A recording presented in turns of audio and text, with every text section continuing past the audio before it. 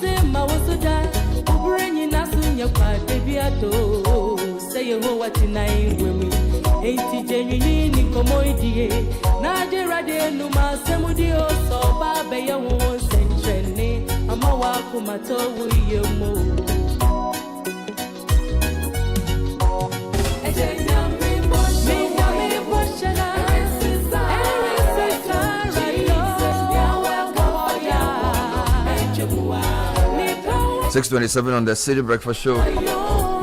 This is from Cindy Thompson. And I remember 99, 2000. Cindy's Messiah was, an absolute phenomenon. And every song on that album was amazing. And sometimes we don't judge a person by the frequency of what they produce. You can judge somebody by the greatness of one work. And I think Cindy's Messiah places her in a certain class that cannot be matched. Yeah. So whilst we understand the need to be consistent, we understand the need to keep producing excellence. There are certain, for example, Michelangelo is remembered for just one masterpiece, right? So Handel has many compositions, but the Messiah stands out.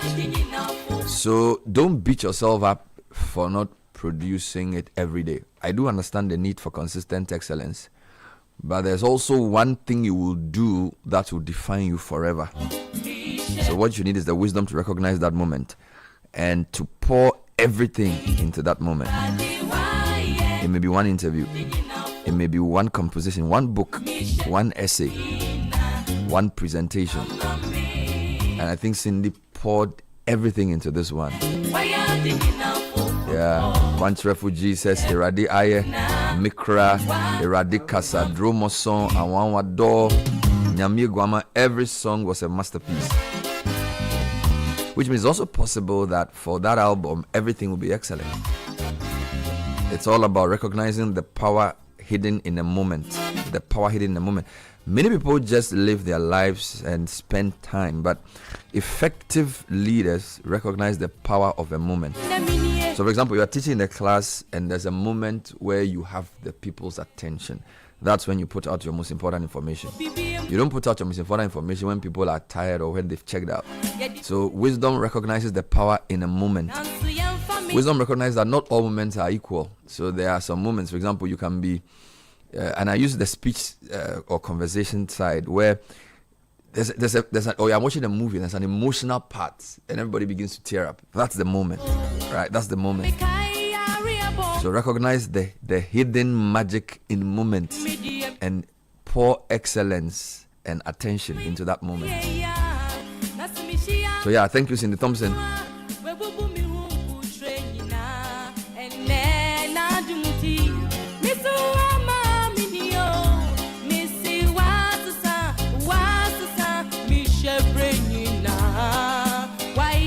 And I think for somebody like Joe Beecham, around the same period, that he has a beautiful song. I think it's around 2000, 2001. You know, Asembi. That was Joe Beecham's own. And I think for Neoka is Mokobe. Everybody has one. Emoji is Oh Be Lifted. There's always one. There are many things you will do that will do well, but there's one thing you do that tends to define you. So even some of the greatest artists we know, there's that one song. There's that one. And the thing is that one may not even be the best, or it may not be what you thought it would be, because in doing it you may have been tired and you may have felt, I don't know. You may not have been, maybe you just wrote it for whatever reason, and it turns out to be the best. All right. So yeah, we learn a lot from the lives of these great people. This is, by the way, the Citi Breakfast Show, and I'm happy to report that the traffic we had yesterday in Accra will not happen again today, because the part of town that caused the traffic, and I'm surprised that one little roadblock can bring the whole city to a standstill. I mean, that just says what you need to know about Accra, right? But this morning we used the route and it's been open. So no need to rush, take your time and just do what you have to do. I hope they don't close it later in the day.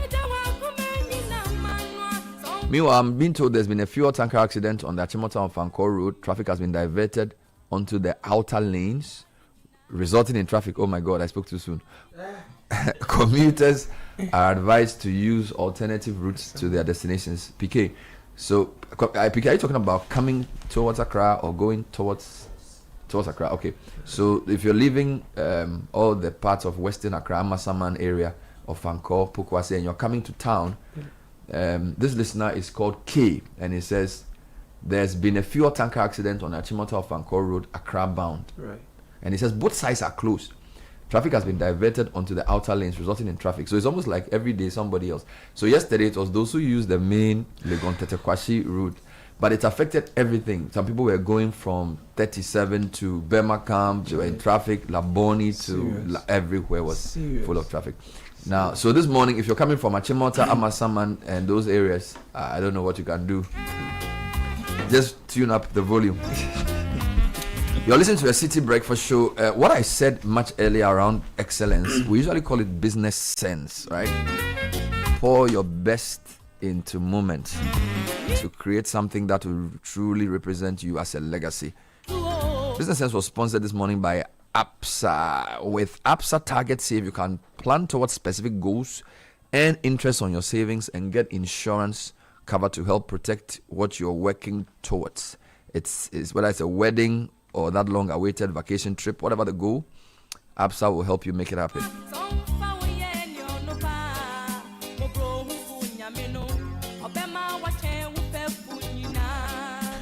So the Citi Breakfast Show is live. Today is the 10th of March. There's a lot to do. We are in our second week of our Heritage Month. We have so many exciting things to talk to you about. We have a history segment. I'm talking to Kweku Dakoankra in the last hour of the show. We have our friends who took part in the 10th edition of the Heritage Caravan. They're back in town. Hopefully we'll speak to some of them this morning. And there's a lot of discussion around fuel. Yesterday I spoke to a couple of people about it, and the conversations are getting more and more controversial. OMC is straighting accusations, whether it's Goil versus Star, or Comac versus BDCs, or whether it's Comac and BDCs versus ICUMS or INCUMS, whatever it is. So we don't know what's happening. And we are told now the system has been fixed. Some people say all of these shenanigans are ahead of people wanting to hoard fuel because they know that because of the war, prices will go up. So they're doing everything possible not to put products on the market now so they can get a windfall. And I want to urge the MPA not to allow this to happen. Let's stop the Ghana Kalabule life. That whole, we don't have fuel, the fuel shortage, all is just money. You can't, this is not Charlie 1948. Now our eyes are open. And by the way, this is the song. This is the song that's in the song. This is the defining song. This one.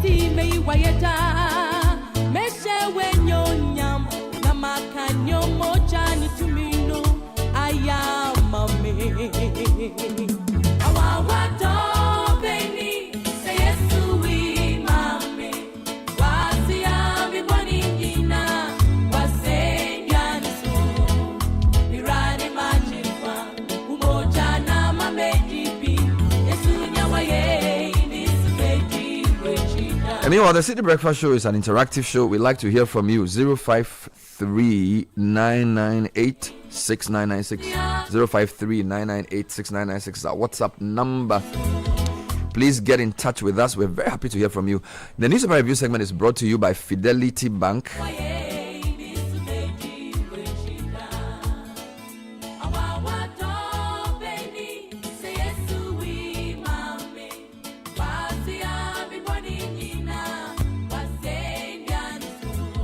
Switch to Fidelity Bank today and enjoy amazing benefits like lower interest rates, higher loan amounts, and personalized financial support. It's time to switch and smile with Fidelity Bank. You can learn more by contacting us on 0800 003 355. You can also go to fidelitybank.com.gh or connect with us on our social media at Fidelity Bank GH. Fidelity Bank, believe with us.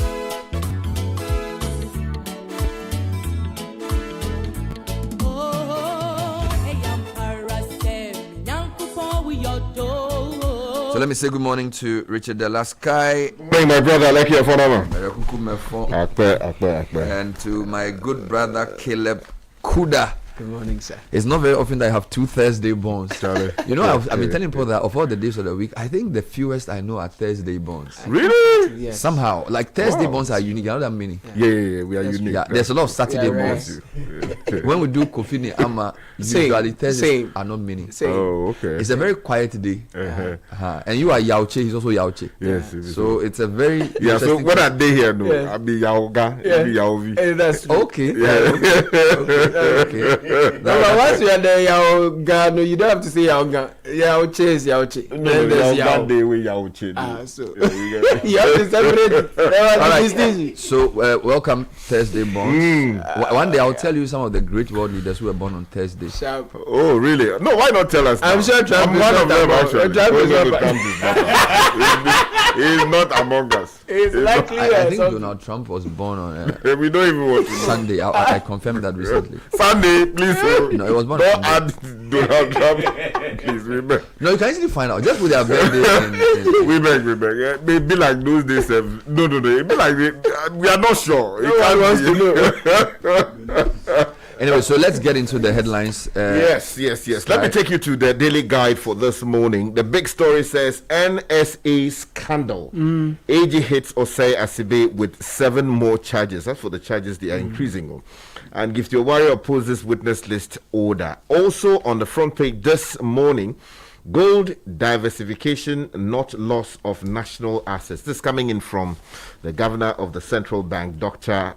Johnson Isiama. Also, the front page this morning, pastor defiles a 13-year-old church member. It's a very troubling story. And 5 arrested over Liberian man lynching. Right, I start with Daybreak because they have the story on Ekum's claims. It says, retract, apologize. Ghana Link tells Star Oil. Details shortly. And unfortunately, we are told that 5 persons have died, others injured in Binyuri clash. It's a renewal of clashes there. And any rapture at Veep's corner? This is a question Daybreak is asking. The Ghanaian Times says this morning, clock sack strike cripples government work. MMDA's offices closed and clients, we are told, are stranded. We hope they address their issues for them as quickly as possible so they can get back to work. 5 dead in renewed violence at Binyini.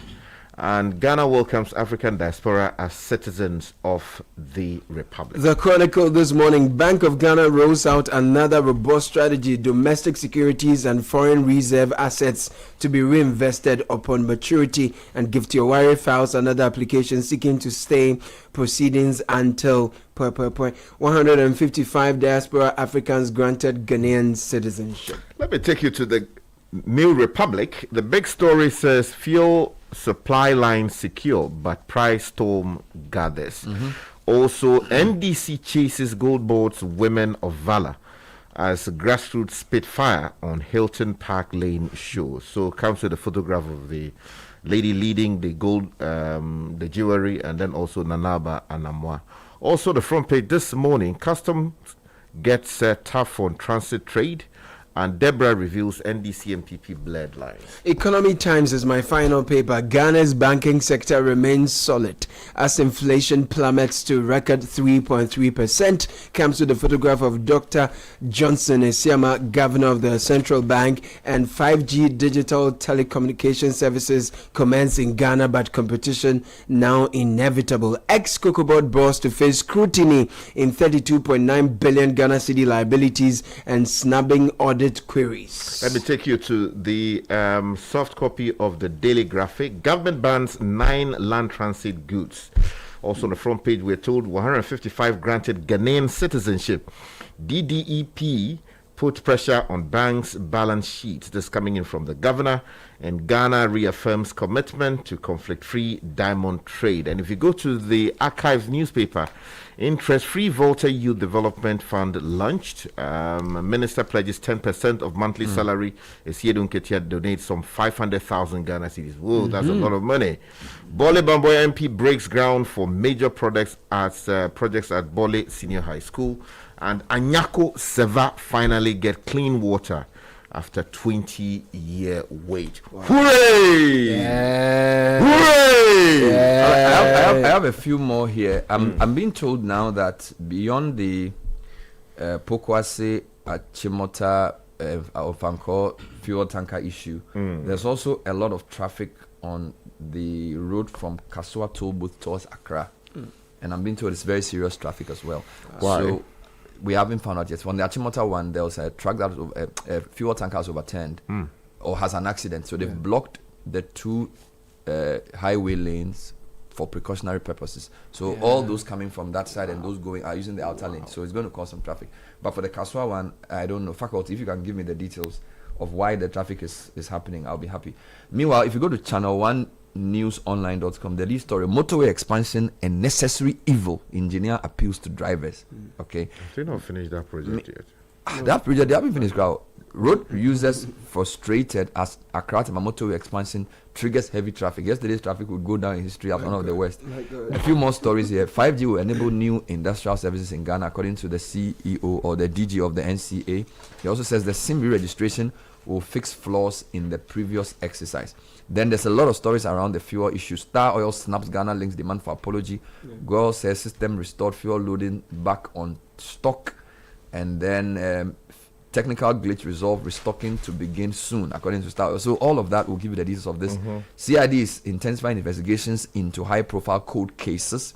And then police arrest 10 over stolen ECG cables. Hey.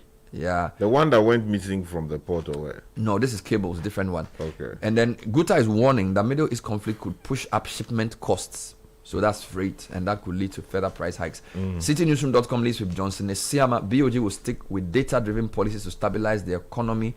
In other headlines, telcos could face sanctions over quality call failures, according to NCA. And then TOR aims to raise output from 28,000 to 45,000 barrels per day. And then MP chases out Suesco headmistress. That's also in the front page. Why?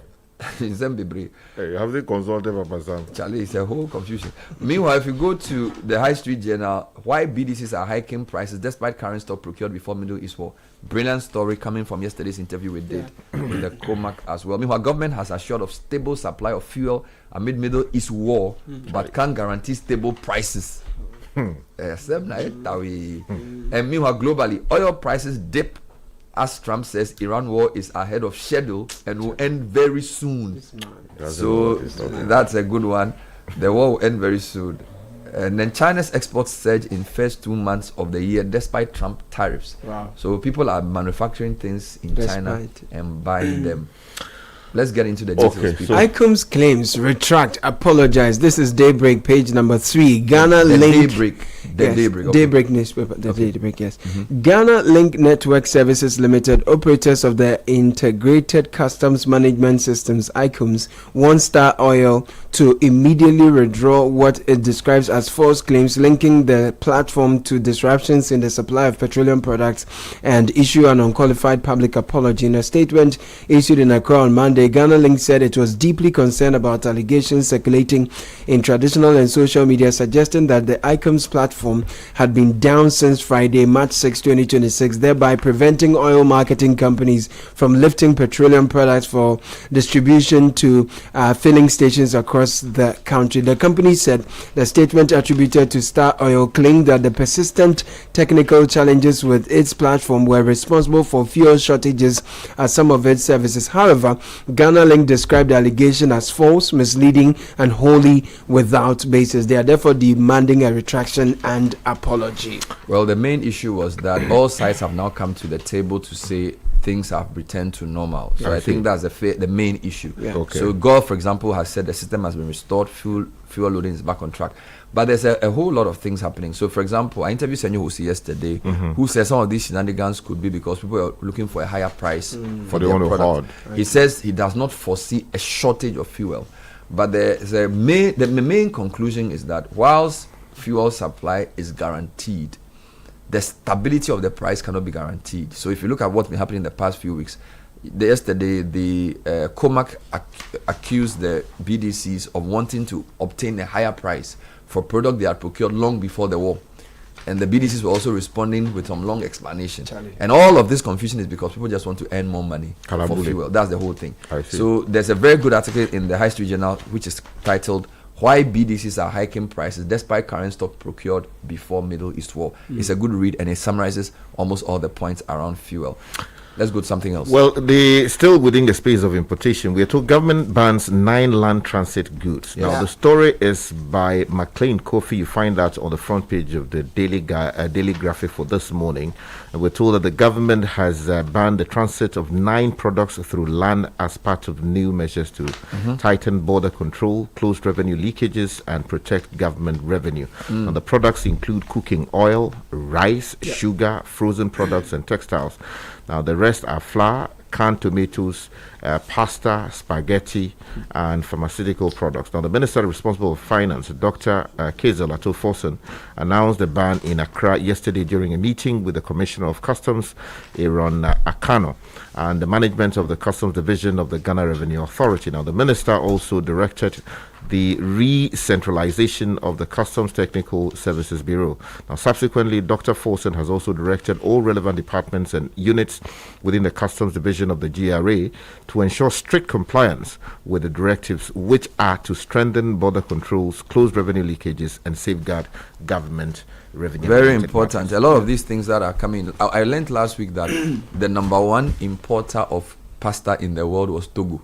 Wow. And the president was like, and Ghana was number 2. So it was like, how many people are in Togo? No, apparently some of what comes to the Togo port ends up in Ghana, which is why the issue of banning, because you see, no, but they consume a lot of it. I do know, but it's the same as Benin and Nigeria. Okay. So there are a lot of when there's a smaller country next to a bigger country, people sometimes use that country as an entry point and then smuggle inland. You get it? So I mean, how many people are in Togo that they will be eating that much pasta in the whole of Africa? No, but they eat pao. No, it's a lot. I know, but they can't be eating more than that. We do Talia.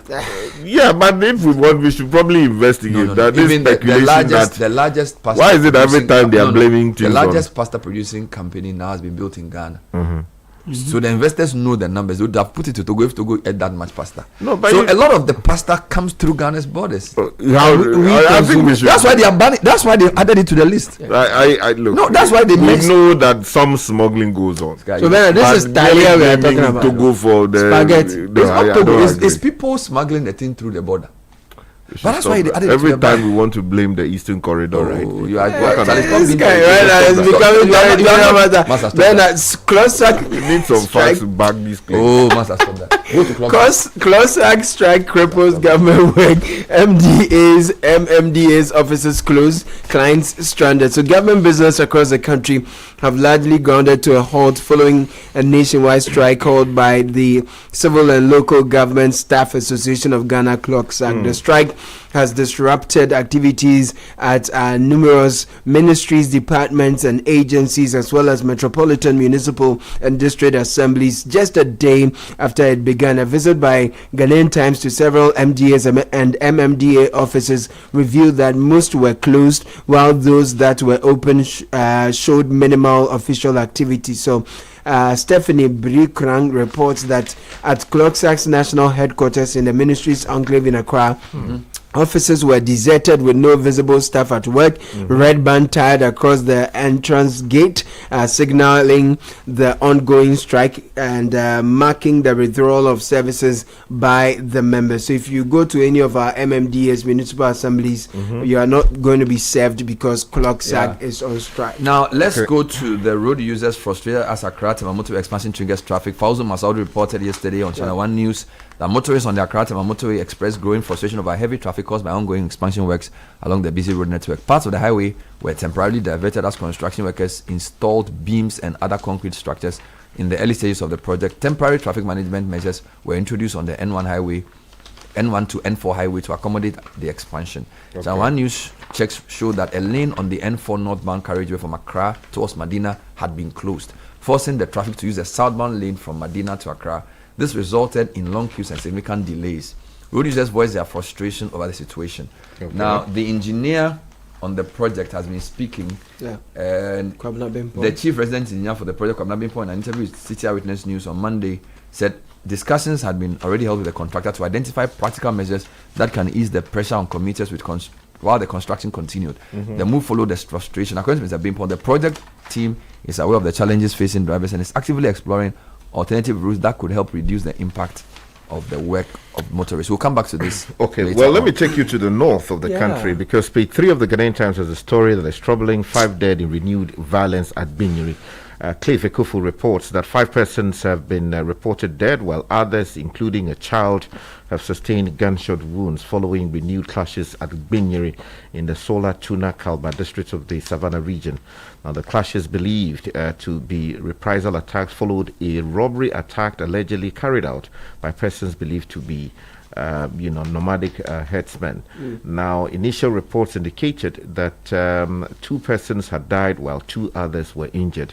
However, further checks with hospital authorities and community leaders suggested that the casualty figures could be higher. It goes on to provide further details. I hope that the DISEC and the Regional Security Council and, of course, National Security are watching this particular space, because the last time this thing happened, so many people were displaced as a result. So we want them to intervene. Well, meanwhile, though, Bernard, before you come comments. in, robbery suspect killed, 19 others arrested in anti-drug suits. A lot is happening within the country. In fact, the CID of the Ghana Police has recovered more than 100 tons of stolen ECG cables from a company in Tema, following the arrest of 10 persons. Officers found 70 workers actively cutting and stripping the cables during the operation. The DG of CID Police, Lydia Yako Donko, disclosed the details at a press briefing on Monday, describing the bust as a significant step in taking the theft of national infrastructure or tackling the theft. The raid was carried out on March 4 at 3:30 p.m. by CID Headquarters Operation Unit in collaboration with the officials from Ministry of Energy. Acting on intelligence, the officers targeted the premises of Central Company in the Bone Industrial Area, Tema. Upon arrival, police found about 70 employees engaging in cutting ECG service cables and stripping the metal components from the insulation. Can you imagine the bare wires were being compressed into metal blocks, which authorities believe were intended for export. The volume and condition of the recovered cables indicate a sustained and systematic operation targeting ECG infrastructure, COP Donko said. The 10 suspects include 2 Ghanaian nationals, always Ghanaian supporting Samuel Ekpe and Priscilla Pagui, and 8 Chinese believed to be holding managerial positions within the company. Can you imagine? Yu Xiating, He Jun, Godfrey, come here. Hu Shun Hui, Li Li Yu, all kinds of names. How can you? A 24-hour guard had been placed on their premises to protect the removal, to prevent the removal of the materials. The last one is called Bing Bing Zheng or something. Bing Bing. The one is called Yi Queen. Then Zheng Ma. Then Wang Xian. My God. Did you stop that? They should give 6 lashes each. Go ahead. We're not tolerate this discipline. Still talking about crime, though. Yeah. The police say they are dealing with matters having to do with defilement of kids and the recording of the same and posting them on porn sites. So a pastor has been arrested, we're told. And then also another in the Daily Guide says pastor defiles 13-year-old church member. Prince Fifi York says the lead pastor of Mahiam Christian Center in Ankafo, Cape Coast, Ebenezer Kodia, 45, has been apprehended by the police for defiling a 13-year-old church member under the pretext of spiritual healing and behavioral correction. So read that story. There is an editorial I'm not sure I agree with. Chronicle says distribution of seized galamsey water pumps to farmers to support irrigation laudable. So the Deputy Minister of Food and Agriculture, John Dumelo, has disclosed that the government has begun distributing water pumps seized from illegal miners to farmers across Ghana to support irrigation farming. Mr. Dumelo explained that the move forms part of short-term government measures to improve irrigation and increase agricultural production. The water pumps were confiscated during operations against illegal mining, popularly known as galamsey, which has devastated water bodies and farmlands across the country. According to him, rather than destroying the equipment, the government decided to redirect the seized pumps to farmers who require irrigation tools to sustain farming throughout. There's a troubling one here. The alumni committee of Swedu Senior High School has been thrown into deep concern following the sudden transfer of the school's headmistress, Golda Andam. A development many believe is the culmination of growing political pressures on the leadership of the school. Ms. Andam, herself an old student of the school, has in recent years led what many alumni describe as a remarkable turnaround of the institution after a prolonged period of decline, marked by falling academic standards. Now, we are told that according to information available to Alumni Association, the MP in the area allegedly directed a DG of GES to transfer Ms. Andam from the school over some disagreements. A letter cited by members of the alumni gives the headmistress 1 week to vacate her post with a deadline of 12 March. And the timing of the directive has raised eyebrows among stakeholders as the school is currently preparing for its alumni homecoming and speech day for the 20th and 21st of March. The situation has further complicated by rising tensions within the school community. Some teachers who openly identify themselves as supporters of the NDC are alleged to have begun taking matters into their own hands, claiming protection from political authority within the constituency. It's a whole confusion. Global president has global president's group. No, he went to Heritage Cover for 1 week. And that's in government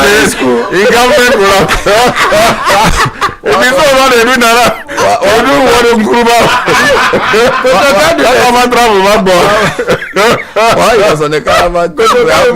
So Charlie, come here, grow Charlie. This is the Breakfast Show. Meanwhile, though, quick, let me draw attention better to a story on page 3 of the Archives newspaper. Bole Bamboe MP breaks ground for major projects at Bole Senior High School. But the story that interests me, he's doing project for the school. Exactly, but others are fighting over headmistress position. There's a story on page 4 which concerns my community. Anyako Seva finally get clean water after 20 years. Now the story says residents of Anyako Seva and surrounding communities in the Keta municipality of the Volta region can now breathe a sigh of relief and enjoy access to clean and safe drinking water after nearly 2 decades of persistent water challenges. Now, the long-awaited relief follows the commissioning or the opening of the Anyako Seva water supply project by the Volta Regional Minister James Gunu on behalf of the President John Dramani Mahama. Thank you very much. And then Bernard, quickly, I beg you. There's a story: interest-free Volta Youth Development Fund launch. It's very important so that we can get.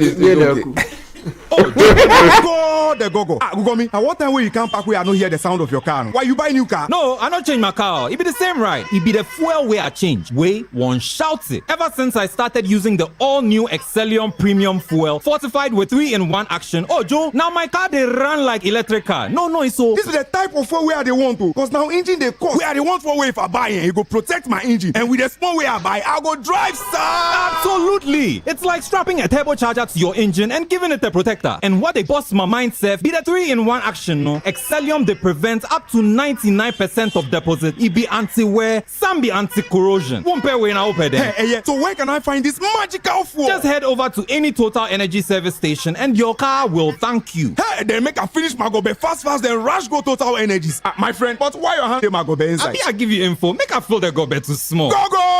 Yo, Anna. Excellium is designed to protect your car engine, decrease fuel consumption, and lower CO2 emissions. Don't say fuel. Say Excellium. Choose Excellium. Choose quality. Hey, Andrea. Challenge these days, new level crowd. Where did you pass? Me, pass somewhere. I just switched for a better life. I switched for comfort. Look, your salary deserves better. Switch? Yeah. How do you mean? I switched my salary account to Fidelity Bank. Oh, okay. And that's my jackpot. I get higher loan amounts with lower interest rates, as well as personalized financial support. They gave me a loan to expand my side hustle. And the terms are just flexible. Wow. Your salary deserves better. Oh, my salary deserves better, Pa. You see the way you are smiling wide? Yes, I will switch and smile wider. Your salary deserves better. Switch to Fidelity Bank today and enjoy lower interest rate, car and home loan, personalized financial support, and a smile that lasts. Switch and smile wider. Fidelity Bank. Believe with us. If I believe with us, Fidelity. If I know I day aside, Fidelity. This is the Citi Breakfast Show, the city's biggest conversation. Time for the Citi Business News. Nashi Kasisa is here with the details. Good morning, now. Good morning, Mr. Avle. Hello, and welcome to the breakfast edition of the Citi Business News, proudly brought to you by MTN, EcoBank, and Valex Lease.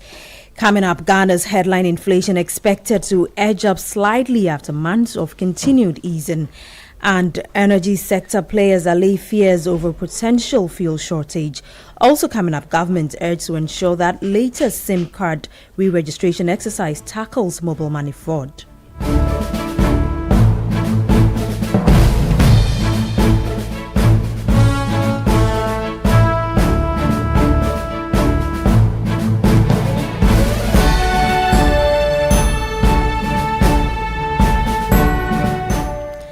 I'm Nashika Caesar. Let's settle for the details now. Ghana's headline inflation is expected to edge up slightly between 3.5% and 3.8% in March 2026, despite the continued easing observed in recent months. According to economic and fixed income analyst at data bank Wilson Zelevu, firmer global crude prices, driven in part by escalating geopolitical tensions in the Middle East, are likely to push up ex-pump fuel cost, and this will exert mild upward pressure on Ghana's overall price levels. I'll say this from a purely factual standpoint, that part of the 3.3% year-on-year disinflation recorded in the month of February was aided by base effect. Recall back in 2025, the sharp disinflation was witnessed in quarter two, where the cedi has surged in terms of value. We are yet to enter quarter two, gradually moving away from a favorable base effect.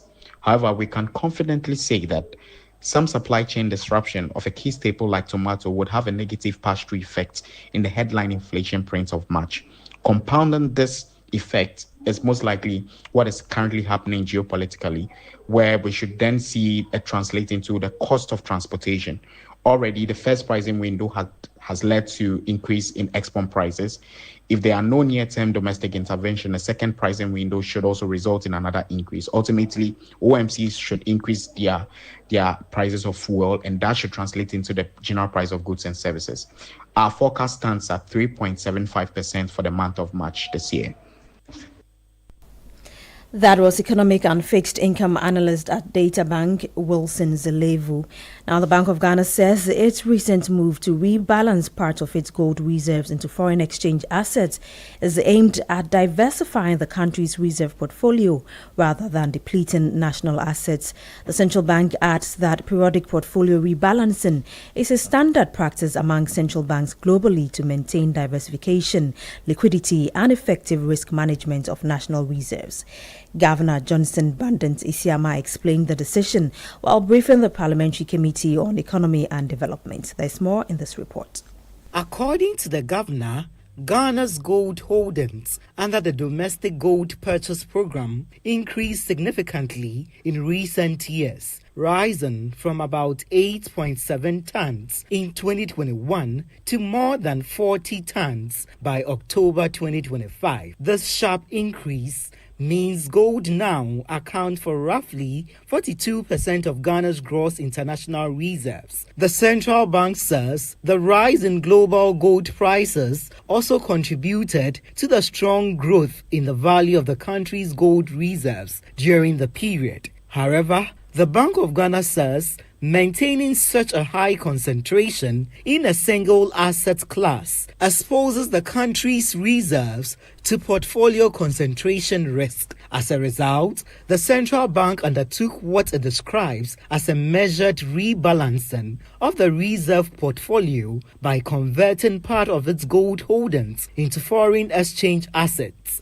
The move, according to the bank, is intended to restore a more balanced reserve composition while improving liquidity and flexibility in reserve management. The Bank of Ghana says the foreign exchange assets remain invested and continues to generate returns while helping preserve Ghana's external buffers.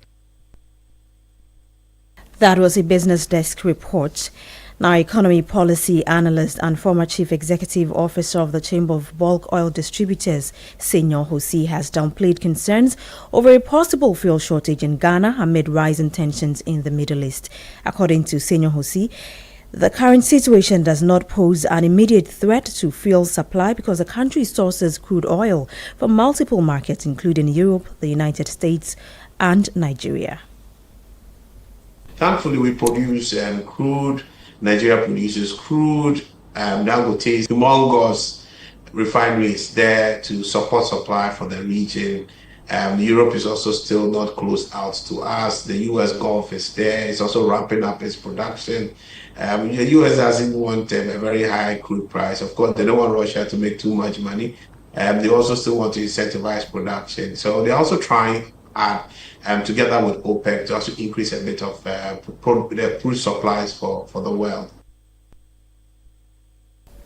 Senyor Hosi, however, accused some oil marketing companies and bulk oil distributors of hoarding fuel product in anticipation of higher prices in the wake of the reported shortages.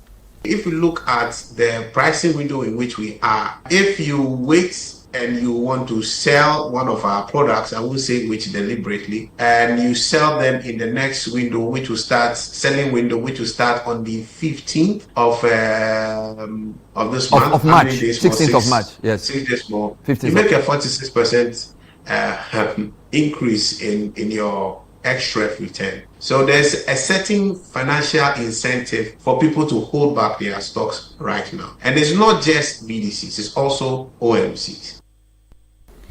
Senyor Hosi is an economic policy analyst and former CEO of the Chamber of Bulk Distributors. Moving on, some mobile phone users are urging the government to ensure that a planned SIM card re-registration exercise helps address the persistent problem of mobile money fraud in Ghana. They say that although the previous nationwide SIM re-registration drive was intended to curb fraudulent activities on telecom networks, cases of mobile money scams and related cybercrime are still being reported, leading to financial losses for many users. The initial SIM registration exercise was introduced as part of efforts to strengthen identity verification across telecom networks and to help eliminate fraudsters and criminal elements using mobile services. However, despite the nationwide campaign, many mobile phone users say they continue to experience incidents of mobile money fraud and other forms of cybercrime. The announcement that Cabinet has approved a new SIM card re-registration exercise by the Minister for Communications, Digital Technology and Innovations, Samonate George, has been welcomed by some Ghanaians who believe the initiative could help improve security within the telecommunications sector. You get messages. Sometimes our old ladies and the old daddies, they don't know anything. Whenever they see message, they might think it's from MTN. So when the person call you, the person will be surprised that somebody, I don't know, why is he calling me? So maybe the person is new. Then they will be telling them to do this. by the time they realize, they will defraud them from their money. So if they introduce new things that will prevent them from not doing this thing, it will help. On the mobile money scamming, the merits, the advantage of maybe re-registration is to tighten our security system. So if only it will prevent this mobile money scamming, fraud, a lot of things are going on that we've been hearing on social media. If it will solve the problem, why not?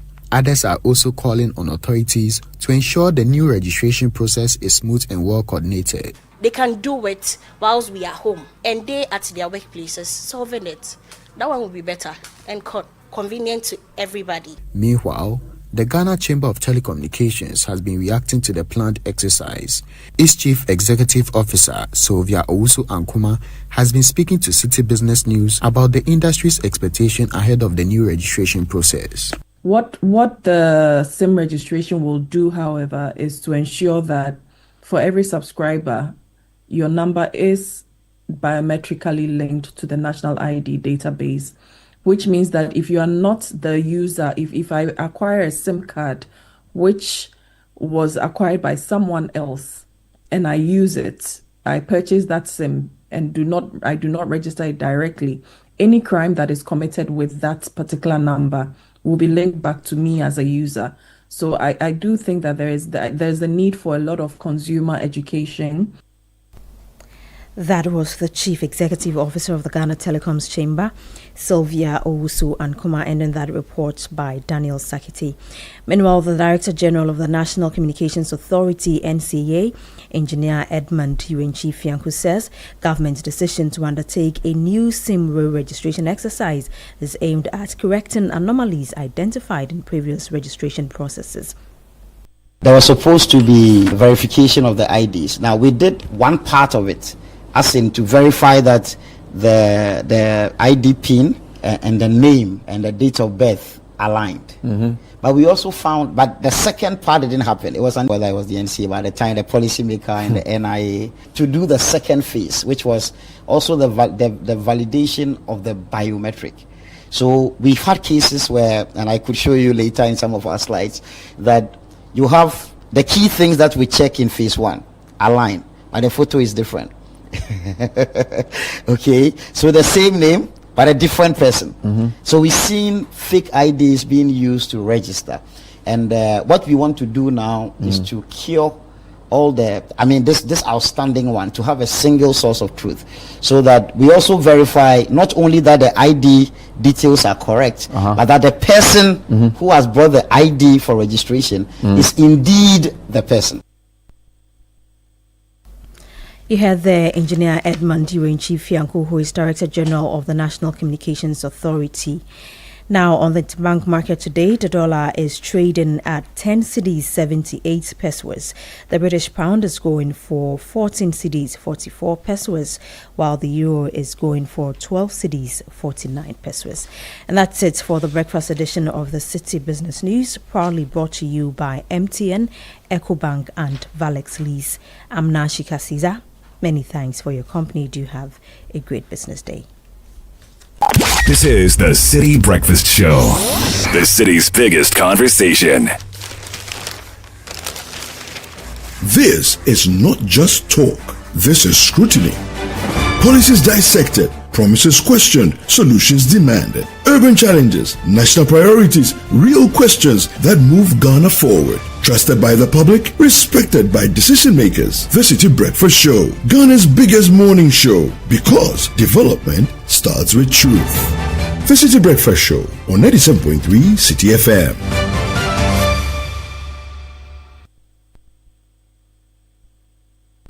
The Citi Breakfast Show.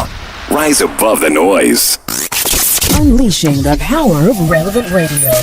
This is Citi 97.3. Pull up. Selecta pull up. Yo, if you come my ass, for me go fake it out. I greet family, Westside legacy. It's Dr. Ray on the beat. Lord of mercy, make it time for life and family. We come back it up, lock it up, that can't touch this. You don't know. Dada bless me drop one then one cause traffic. Better no man a versatile featuring this style. Ostami adashwe. Hey, they my bag in the shamba. Akolo mosa wo Sofia Napa. Shadi yaba na yaba ya yaba da bada Did I hustle na yenda ya shisha na yinya na brother si shisha na yeah po Where the girl them? Give me that wine there. Mom melody. Yo bushu, yo judo, ya kwa klaba. Mom melody. Yo bobo, yo shogu. Yes, you go. Oh, and Edwin Kwaukofi is here to tell you about all those who have scored goals. We call that kickoff, but before then, Nashika says I brought you the breakfast edition of the Citi Business News. Now, kickoff is brought to you by Polytang. Have you gotten your Polytang Sumo Super yet? If not, this is your month to save. Get 10% off the premium multiple layer Sumo Super Tank from now till the end of Ghana month nationwide. Yes, let's celebrate our heritage together. It's built with advanced multi-layer technology and reinforced for superior durability. Sumo Super is designed to last, giving you peace of mind for your home project or business. So don't miss this limited time offer. Visit any Polytank outlet today, ask for Sumo Super and save over 1,000 Ghana cedis. Polytank is the original. We don't request for Momo payments online. Oh yeah. And if you're a driver whose vehicle is constantly on the road, you know the pressure that fuel cost and frequent oil changes can put on your budget. Shell, the world's #1 global supplier of lubricants, understands how quickly these costs add up. That's why we are easing the load on your pocket with reduced prices on Shell lubricants, Effective Match 1, Shell Advanced, Shell Helix, and Shell Remula. These are all lubricants that will be available at reduced prices across all sales points. Enjoy longer drain intervals, superior engine protection, and smoother gear shifts, all while saving money. So visit your nearest Shell station for your next oil change. Shell lubricants designed for ultimate engine performance. And for years you've worked hard, saved carefully, and prayed quietly, paying rent every single year, wondering when it will finally be your turn, dreaming of a place you could truly call your home, but owning one still feels out of reach. At Locust Estates, we understand and know how it feels to work so hard and still feel unsure about tomorrow. Now listen, we have beautifully designed 3-bedroom townhouses and safe, secure, community-focused estates with a clubhouse, gym, swimming pool, and 24-hour security. No stress, no guesswork, no fear, just smart design in prime locations, built for real families and real futures. 0200 557704 is the number to call now. Visit locusestate.com. Locust Estate, modern living made possible. Well, Team Nayeska, Edwin will tell you. It's time for kickoff. This is the Citi Breakfast Show, the city's biggest conversation.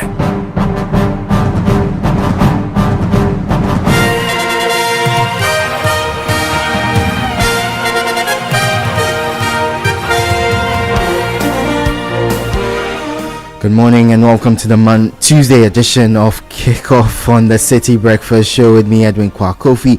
Coming up, CAF increases prize money for the CAF Champions League and Confederation Cup winners.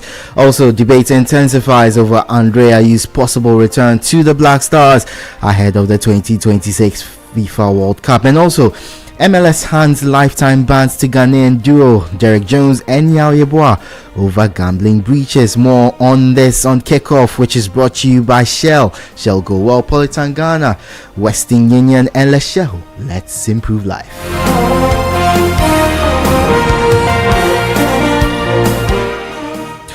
Good morning again. I am Edwin Kwakofi. Let's start off with the Confederation of African Football, whose president Patrice Motsepe has announced a major increase in prize money for Africa's top club competitions.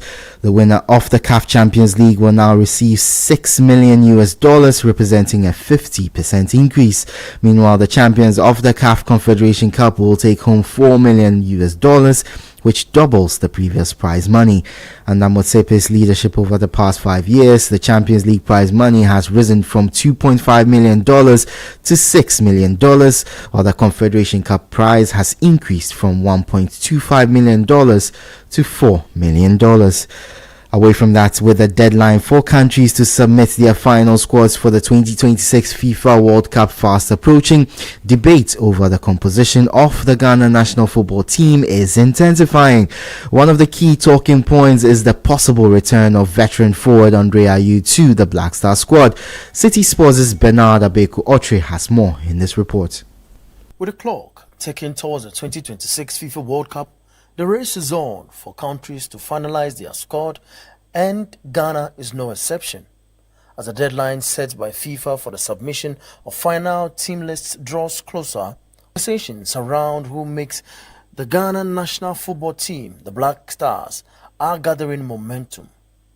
One name that continues to dominate the discussion is experienced forward Andre Ayew. Former Black Stars captain has recently shown signs of recovering his form at club level with NAC Breda in the Dutch Eredivisie. Ayew scored his first goal for the club in a crucial match against Feyenoord, a moment that has reignited debate about a possible return to the national team. After the match, Ayew expressed his delight and optimism about the milestone. It's always important to score goals when you're offensive or an offensive player. But sometimes you have to be patient, calm. I knew it was going to come after when you don't know, but I was very focused on us winning games, and today having this goal, I'm very happy. I hope it's the first of many. But Ghana's Minister for Sports and Recreation, Kofi Adams, believes the experienced attacker cannot be ruled out just yet. I'm convinced we will do well and possibly do better. Well, I think he's picking up also. Once he hasn't retired from international football, I will not be surprised. Team no. I will not be surprised. But that is the coach's responsibility. But while some believe the veteran forward could still have a role to play, others remain cautious about the possibility. Channel One Sports top football analyst Christopher Nimley says it would come as a surprise if Ayew is included in the final Black Star squad for the tournament. I will be hugely shocked. And I will give reasons why I will be shocked and surprised should Andre make this team. Look, everything that has a beginning has an end. Shouldn't this be his final chapter? No, the final chapter was in what? Côte d'Ivoire. Yeah, Côte d'Ivoire. The last, Andre's last major tournament was in Côte d'Ivoire. Yeah. When it comes to the World Cup, Qatar.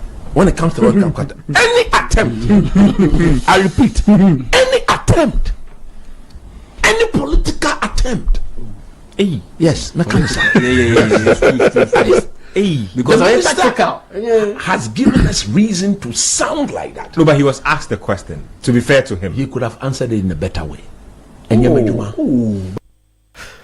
That was the voice of Coach Christopher Nimley, ending the report by Bernard Abeku-Otre. Now, let's head to Parliament, where the MP for Ketu North, Eric Edem Agbana, believes Dede Ayew should be called up for the Black Stars. According to him, he should be rewarded with the sacrifice and loyalty he has given for the Black Stars. Let's hear from the Ketu North MP. I always say that the coach should be allowed to make the best decision. But if you ask me, we need to reward sacrifice and hard work. It should be and loyalty. It should be included. That is my. At his age, it's beyond his age. He's still actively playing. Only yesterday he scored a beautiful goal. That is. I'm saying that I'm not going to decide for the coach, but my view is that Dede has shown enormous commitment and loyalty to the Black Stars, and I think he must be included. Let me tell you, one of my regrets from the 2006 and 2010 World Cup is that Eli Kingston did not play. I thought that even with injury and the second one, which was the suspension, he should have been included in the team because we saw how hard he fought for the qualification. That is why personally I am against players who said no to us in the past. I don't think that they should be my, I mean, that is me, my view, but that's my view, not even the view of my constituency. Well, Eric Edem Agbana also believes government should not be responsible for flying fans to the 2026 World Cup. He says the money should rather be used for sports infrastructure. I have gone to do the calculations on what it will cost government to send a single supporter to the World Cup, even just for the group stages. Okay. I've explored that because the number of people that come to me daily that Nabo, you like sport, want to go to the World Cup. I've gone to do my passport and what have you. I tried to do some rough calculations, and if you ask me, Eric Edem Agbana, my personal view, I do not think that government should invest in use public funds to take supporters to the World Cup. It will cost government on the average minimum $9,000. Now, for a supporter, for per supporter, just for the group stages. This includes flight, tickets to watch the game, accommodation, and some small feeding allowance. On the average, just about 9,000. Now, let's assume that government even intends to take 2,000 supporters. We are talking of $18 million. You heard Ketu North legislator Eric Edem Agbana speaking. Now, Ghanaian duo Derek Jones and Yao Yeboah have been handed lifetime bans in the Major League Soccer over gambling breaches. Investigations by the league found that the players placed bets on football matches between 2024 and 2025, including wagers involving their own team. One of the bets reportedly involved a yellow card for Derek Jones. Here's more from the MLS statement read by Citi Sports' Julio Esrifiamwa. Major League Soccer has issued lifetime suspension to Derek Jones and Yao Yeboah, neither of whom is currently under contract with an MLS club for violating the MLS gambling policy. After receiving suspicious betting alerts through Integrity Partners, MLS retained the law firm Patterson Belknap Webb and Tyler LLP to conduct an investigation, and the players were placed on administrative leave pending the completion of the review. After reviewing the results of the investigation, MLS concluded that the players engaged in extensive gambling on soccer, including on their own teams, during the 2024 and the 2025 seasons. In one instance, both players bet on Jones to draw a yellow card during an October 19, 2024 match, which he received. MLS also determined that the players likely shared confidential information with other bettors about their intent to draw yellow cards. No evidence, however, was identified that suggested that any of these betting activities affected the outcome of the match.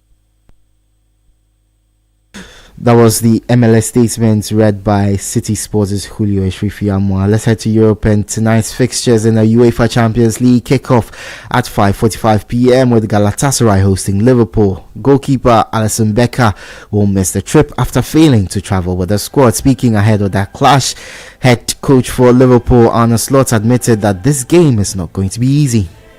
One team which you would prefer to play in the last 16 because they're all very good teams, including Galatasaray. We've already lost against them, so that tells you how difficult of a game it is for us. The good thing now is that we play two games where in the group stage you only play away against Galatasaray. Now we also have a chance to play in front of our own fans, which will be impressive for Galatasaray. So.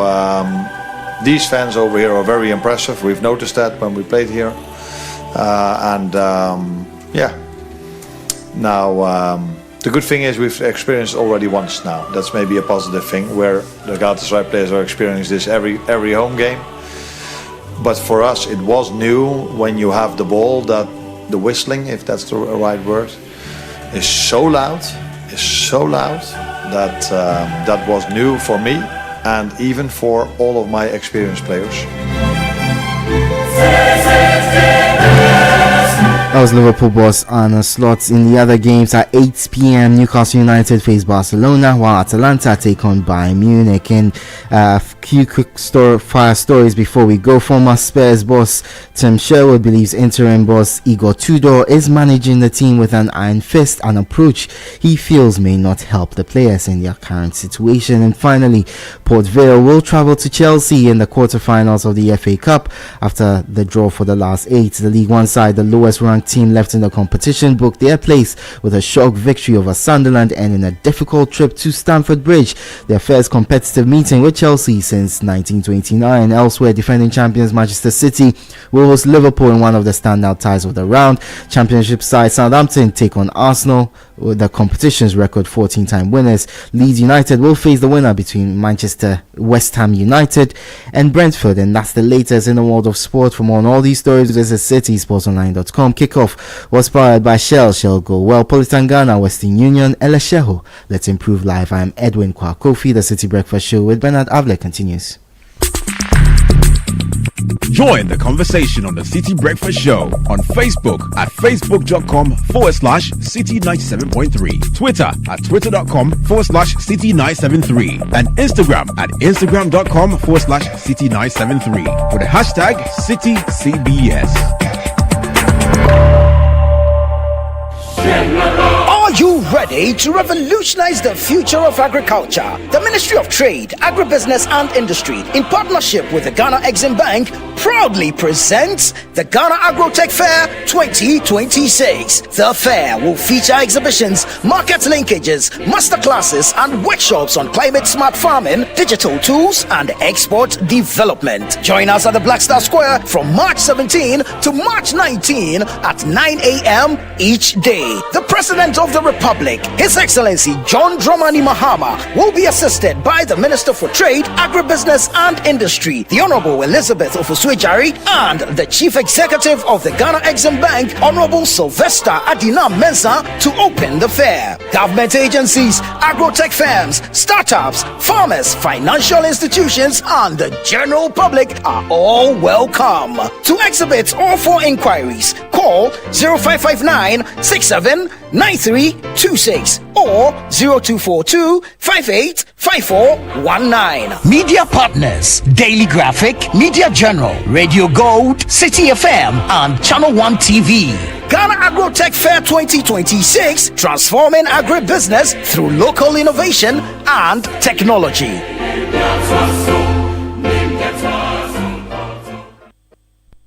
From now to the end of Ghana month, Polytank is celebrating with you. We are giving you over 1,000 Ghana cedis for free on our premium Sumo Super range of water tank in celebration of Ghana. Sumo Super is designed to last, giving you peace of mind for your home, project, or business. Don't miss this limited time offer. Visit any Polytank outlet today. Ask for Sumo Super and save over 1,000 Ghana cedis. Polytank, the original, always the best. Panono Ankasa. Beware, Polytank does not request for Momo online. There's always that friend, neighbor, or family who is always welcome at Iftar time. And of course, there is always enough tea, because tea isn't just for drinking, it's for catching up, cracking jokes, and sharing moments. Lipton tea, for togetherness and those warmly welcomed visits. Ramadan Kareem from Lipton. This advert is FDA approved. Since inception, almost 100% of Ashesi University students have found jobs, started businesses, or gone on to graduate school within 6 months of graduation. From Accra to Nairobi, London to New York, Ashesi graduates are noticed and are leading successful careers. If you dream of a rewarding life and career, an Ashesi education prepares you just for that. Learn more about applying to Ashesi at ashesi.edu.gh. Remember, admission is ongoing. We want jobs, right? We want opportunity. It starts with what we eat. When we eat Ghana rice and buy local chicken, we create jobs for our own people, not for importers. Eating Ghanaian food isn't just a meal, it's a statement of independence, pride, and and progress. Eat Ghana, build Ghana, our food, our future. The Eat Ghana, Build Ghana campaign is supported by Agri Impact Limited in partnership with the MasterCard Foundation and the 24-Hour Economy.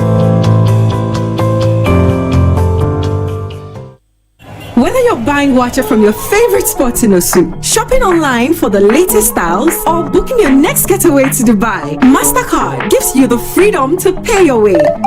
Insert, tap, swipe, click. So many options, yet so easy. With layers of security protecting every payment, your money stays safe. From Trotro to travel, MasterCard connects you to the life you've earned and the one you dream of. Ask your bank for a MasterCard today. MasterCard. Safe, convenient, priceless.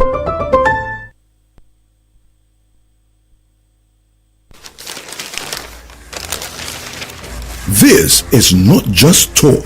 This is scrutiny. Policies dissected, promises questioned, solutions demanded. Urban challenges, national priorities, real questions that move Ghana forward. Trusted by the public, respected by decision makers. The City Breakfast Show, Ghana's biggest morning show, because development starts with truth. The City Breakfast Show on 97.3 City FM. This is the City Breakfast Show, the city's biggest conversation. This is the City Breakfast Show. Nana Ekua Asabel. Yes, darling, thank you. Oh, that to me friend near my I was simple to when you eat the children. Ain't no waffle on your pa. And you know, so come when you come over your ticket to high life travel, not only your honeymoon with a preacher. Ain't no waffle or door. And yet, the same queer, and you yak. That don't,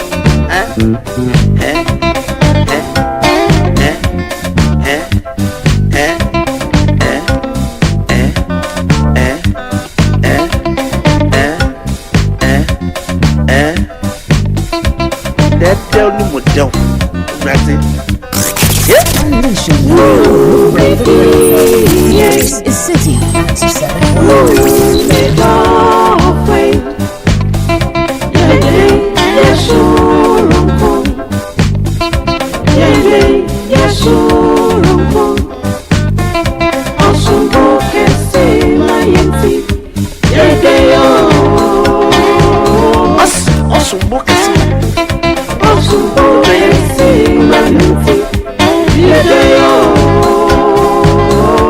Now to back.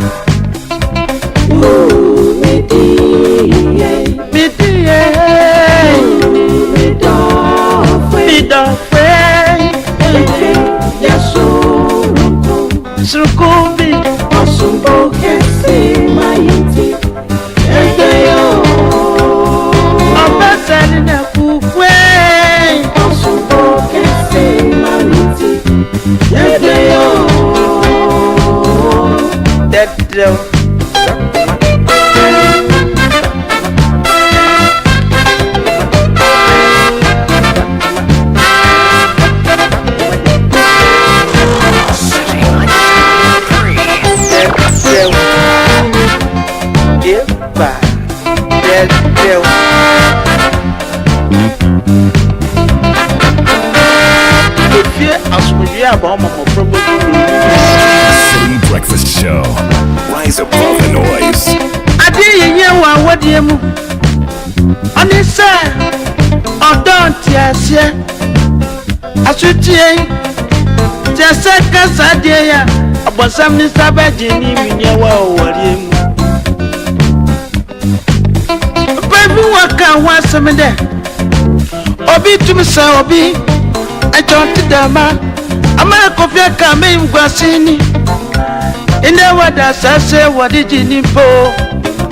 Oh, baby, to move for. I'm a wonder me. Baby, she has all. Yeah.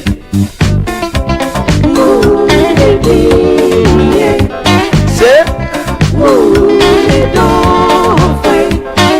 Sakuma. Sukubi. Epa.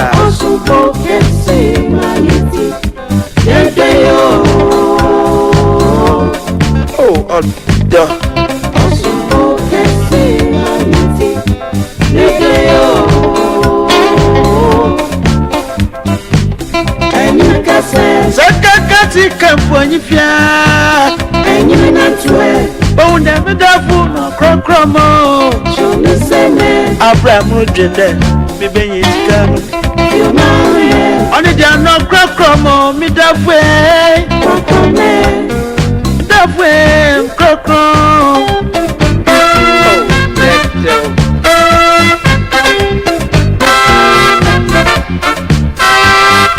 7:38 on the City Breakfast Show. If you're listening to us, we are broadcasting live from Accra.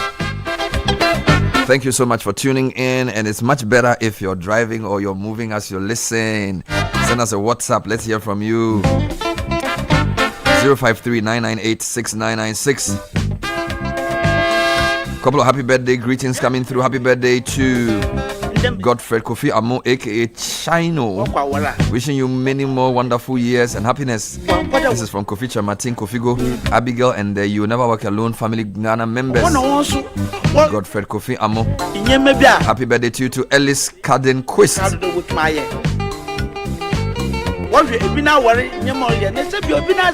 Sharing the same birthday and 10 wonderful years of marriage is a beautiful blessing from God. We are more than partners, we are soulmates, joined by His grace and guided by His love. Our bond is deep and unbreakable, and we cherish it every day. May God continue to guide our journey and fill our home with love, peace, and joy. Happy birthday and 10th years anniversary to Mr. and Mrs. Akefi Odum. Mr. and Mrs. Akefi Odum. Happy belated birthday to Charlotte Bow,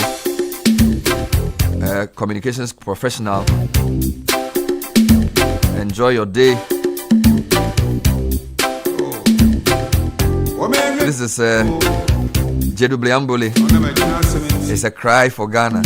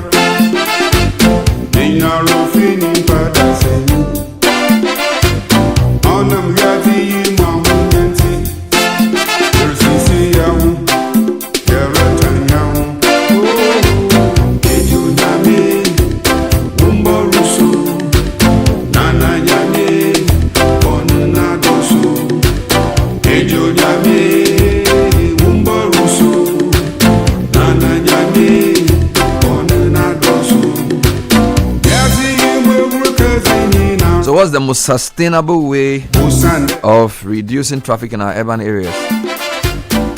Do we do a 4-day working week?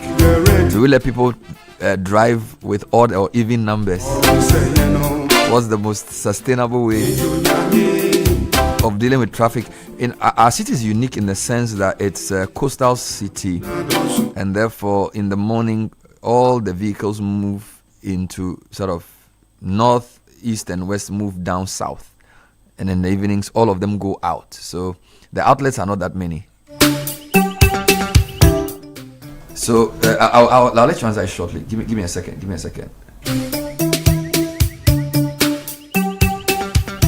What's the most sustainable way of dealing with traffic in town?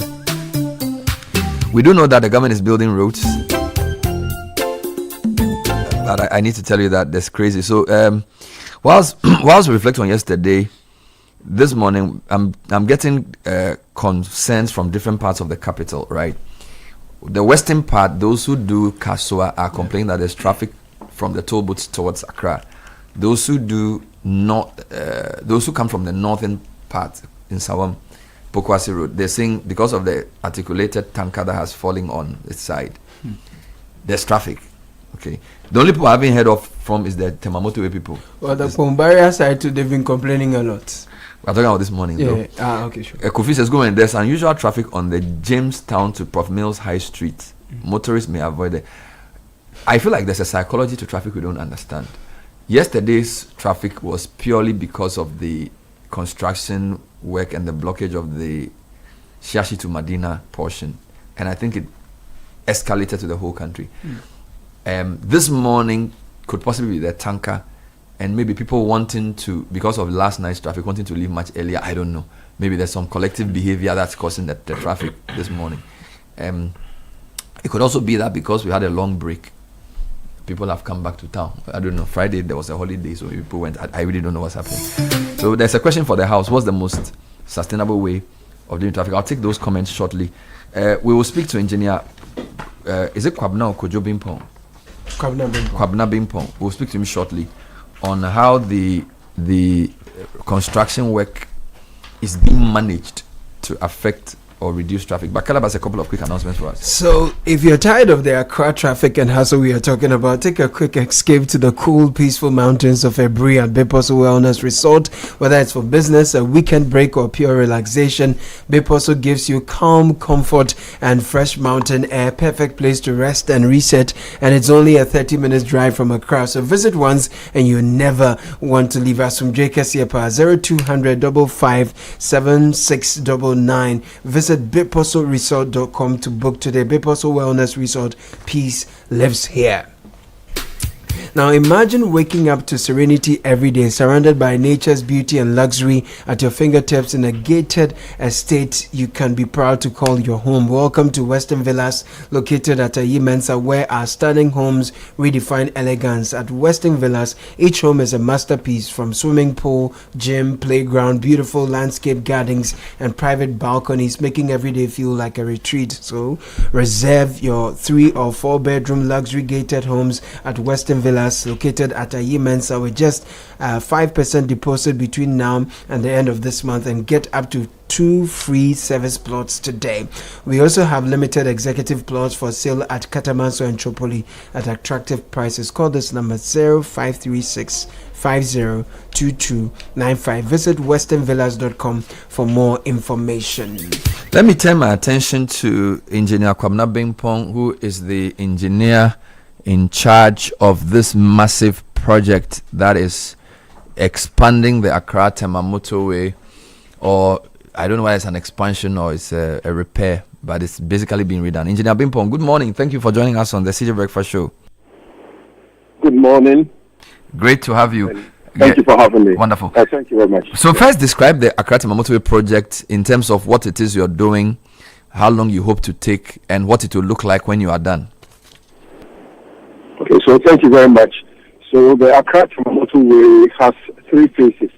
The first phase is the 19-kilometer section from Kema to Accra, Tetekwashi, and then the second phase will be from Tetekwashi all the way to Apenkwa, and then the third phase will be from Tesano to Newplant Junction. But the first phase, which is the 19.5-kilometer section, is what we are currently working on. Of course, it would also include the upgrading of the old Polo Junction, that is where the traffic light is getting to the airport, all the way to Emmanuel Eye Clinic. Now, the whole project involves the expansion of the motorway from the current 2-lane dual carriageway into 5-lane dual carriageway, in a sense that we have 2 distinct sections, or 3 distinct sections. We have the dual carriageway, which will be 2-lane, and we call that one the expressway, and that is going to be the concrete section that we currently have, and then we have a 3-lane urban highway on either side of the dual carriageway, and that will be in asphaltic concrete. Then we are providing crossings at 3 distinct points, and these are going to be interchanges which I believe you've seen us constructing. One to Manet Junction, another one at Community 18, and then the last one close to the underpass, as we call it, to Klagon. And this project was started last year, and we have been working since. I think we've done about almost 500 days. It is for a term of 3 years. 3 years. Wow. So that is where we are, currently. So this is a massive project. How I don't know how to put it. You've managed a lot of projects. I know the Insawam Pokwasi Road was big, but if you put a scope to this project, how big is it compared to other projects that we've done in recent times? Well, this is very huge, even in terms of the cost is huge. But then because it's an urban development and the current volume of traffic on the road is in excess of 50,000 vehicles per day. So you will notice that we have the AM, that is the morning peak, and then the afternoon peak, and they are in opposite directions. So during the construction, there has been a need to manage the traffic because, like I always say, we need to break the egg before we can get to the omelette.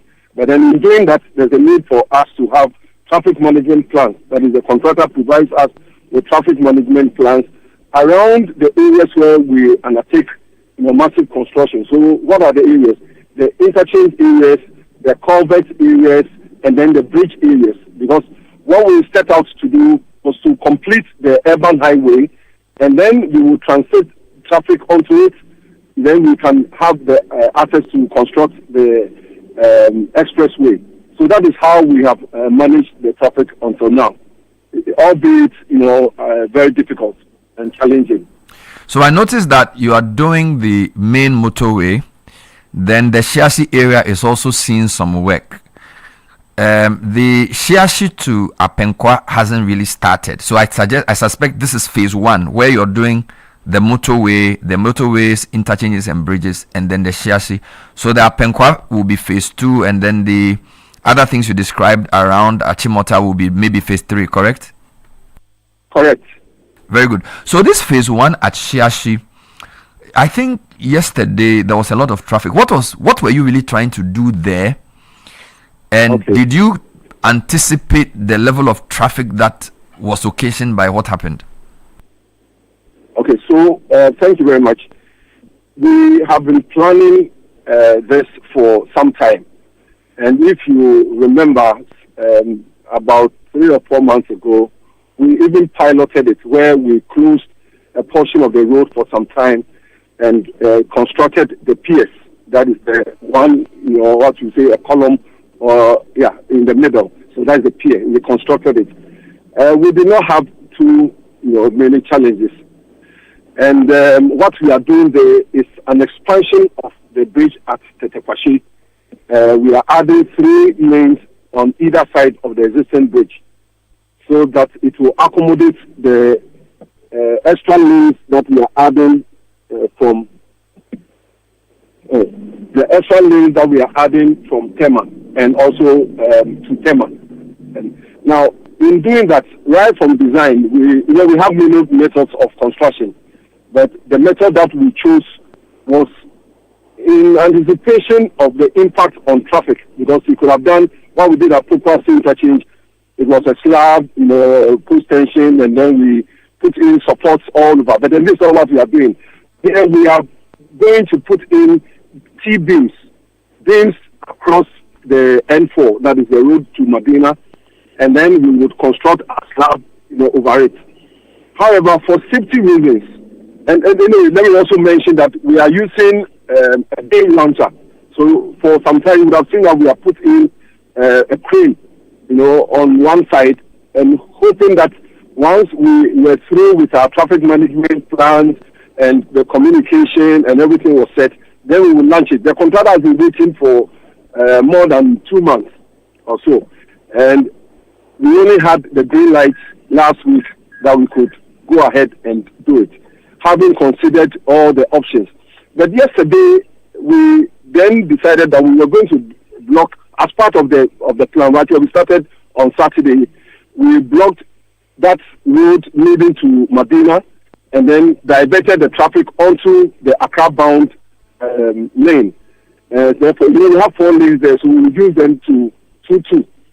But yesterday's traffic, even though we have the police managing and everything with all the communication, we still want to have had a handle on it because it caused massive traffic yesterday, and therefore we've had to open the road.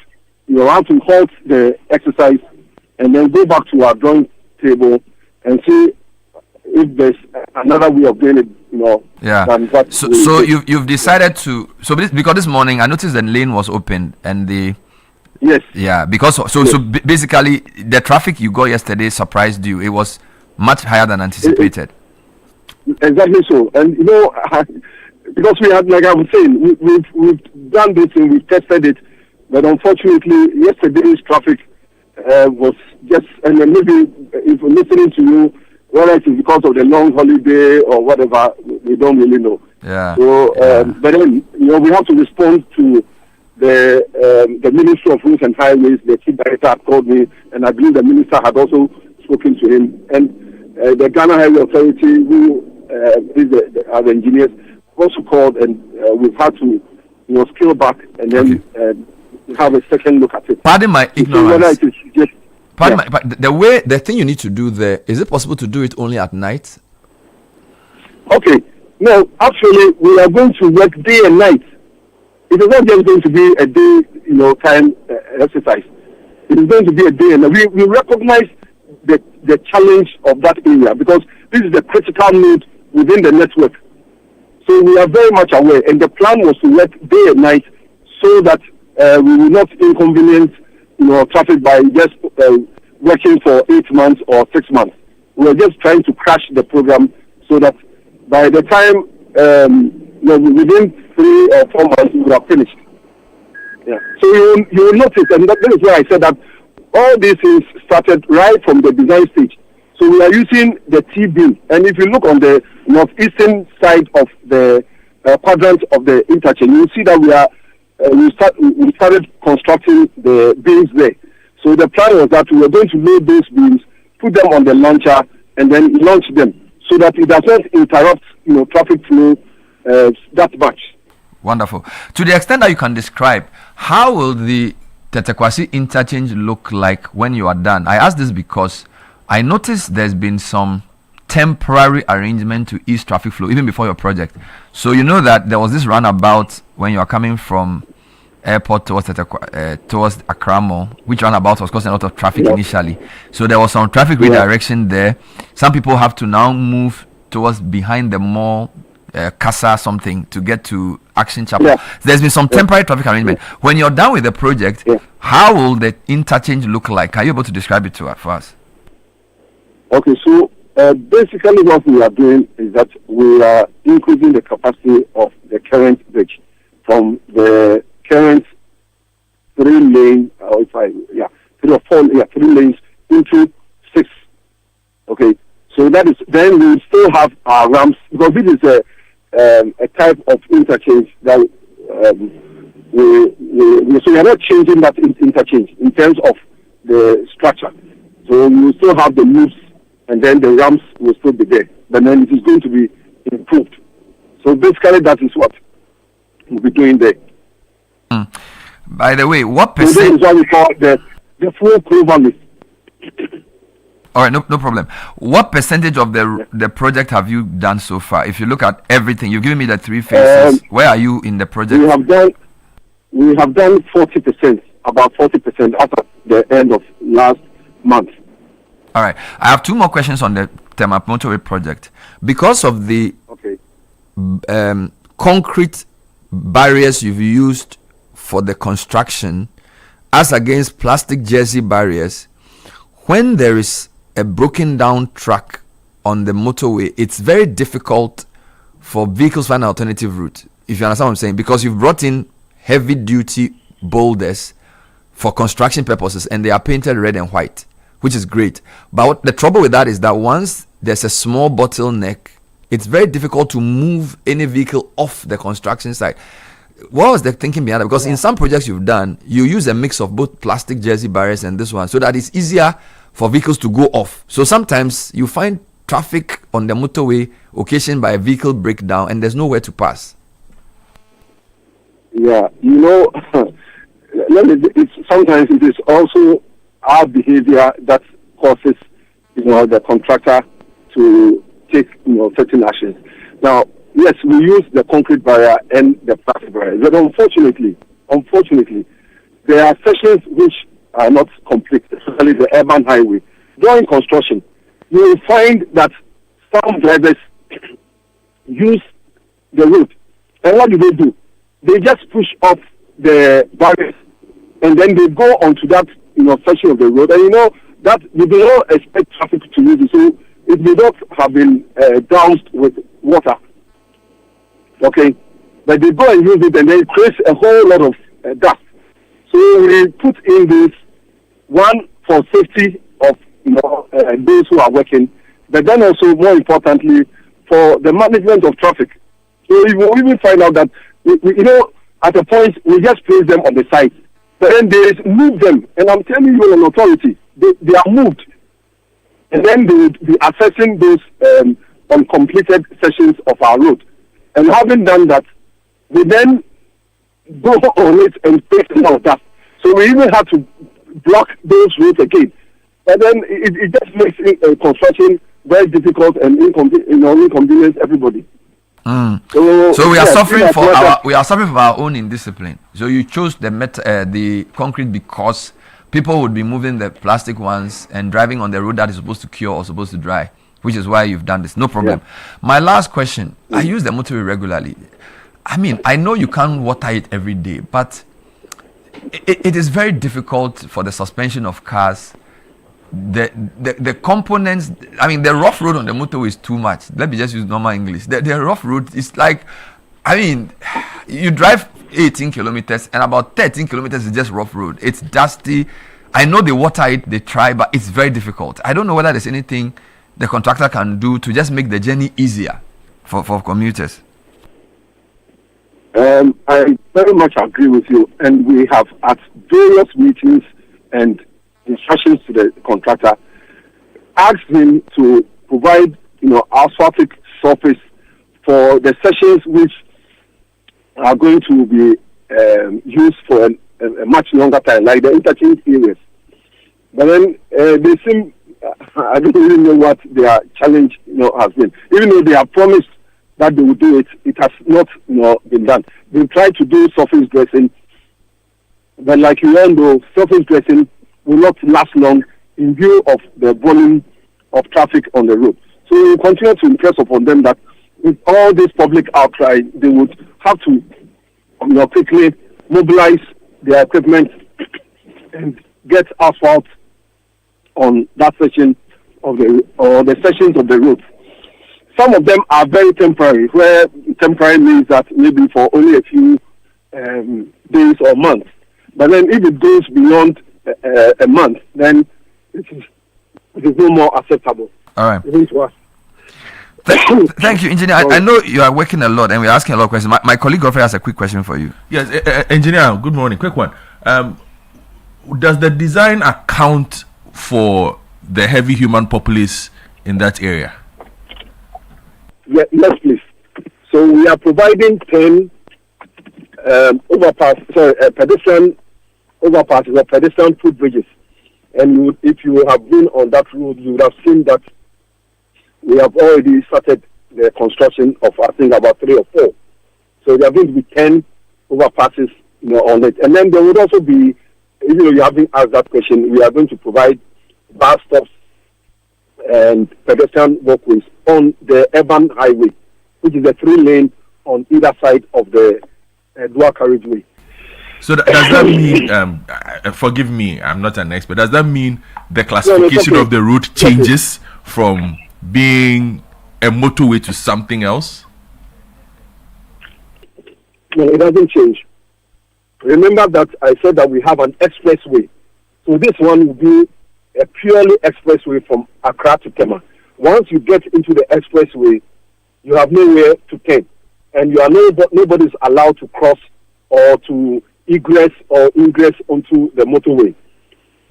So this is just going to be a pure motorway, and it will function probably better than we've always had, because like originally it was supposed to be a motorway. We had these underpasses for cattle. It was fenced and everything. But then some people found their way to access or to access the motorway by the development. But this one, the middle portion, once you get there, which is the concrete or the rigid pavement, once you get in, no, you are not coming out. You cannot come out. So this is a dual carriage expressway eastbound, dual carriage expressway westbound, and then you have service lanes externally for those who are doing their trotro business. Exactly. So it's a bit like the Achimota of Angkor one. Once you get in, you can't come out. Exactly so. You cannot come out. And there are 10 and then the only bridges. thing that we will do is that, in case of emergency, they are providing some gates, temporary gates, for emergency in the median, so that exactly so. All right. Yeah. No, this is a great project, and we thank you really for taking time to explain it to us, Engineer Kwabena Bimpon. Thank you so much for talking to us. So the big story is that the announced road, what's the word to use? Is there a closer? Diversion has been suspended until they figure out what to do. They tried it yesterday, and it was disastrous. So I think people, the modeling didn't take. No, all the ghosts came back in town yesterday. It was so bad. So credit to them. I think the ministry and the highway authority are listening. So once they've solved that problem, the Ofankor people are struggling in traffic today. The Kaswa people are struggling, but at least the Tema motor is flowing nicely. Okay. Edwin, today you use the Tema highway. Come and tell us how it was. Edwin, every day use Tema. Edwin is bringing us tech and social media trends. It's brought to us by Telecel. All right. All right, so time for tech and social media trends, and here goes. Edwin, welcome. Thank you very much, Bernard. Good morning, Kayla. Good morning, Edwin. So, what was the experience like this morning? Yeah, Hobsons are in the building. Yeah, so on the Tema motorway, it was pretty normal. Okay. I left very early, so I didn't meet any of the usual traffic you get on the road, but it seemed to be much freer than usual, even at that time. So less dusty. No, it's actually very dusty. Very dusty. In the last night or this morning. This morning, and in the last week or two, it's been more dusty than it usually is, and I think one of the contributing factors is that people are driving on the unapproved ends of the road, and they are using a lot of speed to get through it, so it's just throwing up dust into the air, and those of us who can't roll down windows or roll up our windows are suffering the most of it. So I've had to be wearing face masks anytime I use the motorway. Okay, your car doesn't have AC or something? Yes. Yeah, okay, very well.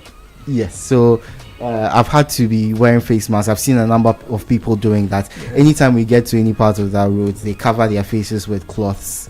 But obviously, that's not going to be helpful in the long run to a lot of people, because respiratory diseases you are at risk of getting them. They may not show themselves right now, but in the long term you're going to suffer a lot. So I'm glad Bernard asked that question to Engineer Bimpong about watering the road and ensuring that there's not as much dust. That's fine. What's happening?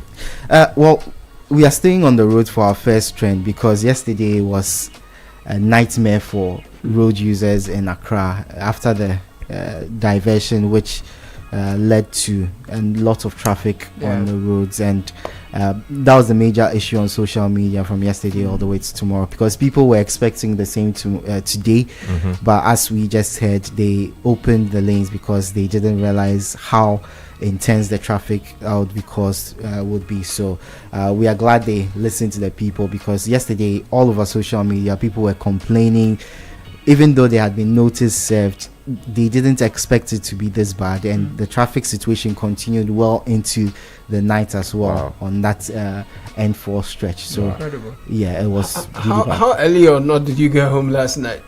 Last night I got home. Like how long? How much time did you spend on the road yesterday? We managed to use a few shortcuts. So we I spent about an hour and a half, maybe more, maybe 2 hours on the road. I think Fred spent in excess of 4 hours or thereabouts, or close to that. I was insane. Yes, I had people really struggle to get home. I saw the videos, pictures shared on social media, and it was a terrible situation last night. But yeah, very bad. We move on to another video which has been trending of a man who stormed, and I don't use that word very lightly, stormed an ECG office because he was upset about how quickly his prepaid credits were running out. Yes, vanishing. He was very upset, and he's not the only one. We spoke about this last week, but people are still complaining this week because their money is being dumped into the ECG credits, which are disappearing very, very quickly. So that, of course, has sparked the issue, re-sparked the issue on social media. People discussing ECG, electricity, and tariffs. So it's a major issue online at the moment. People are not happy at all. A third issue, and there's an ongoing discussion about how much money you would have to make to be comfortable in Ghana. So, the range they are talking is 10k, from 10k, 8k to 10k.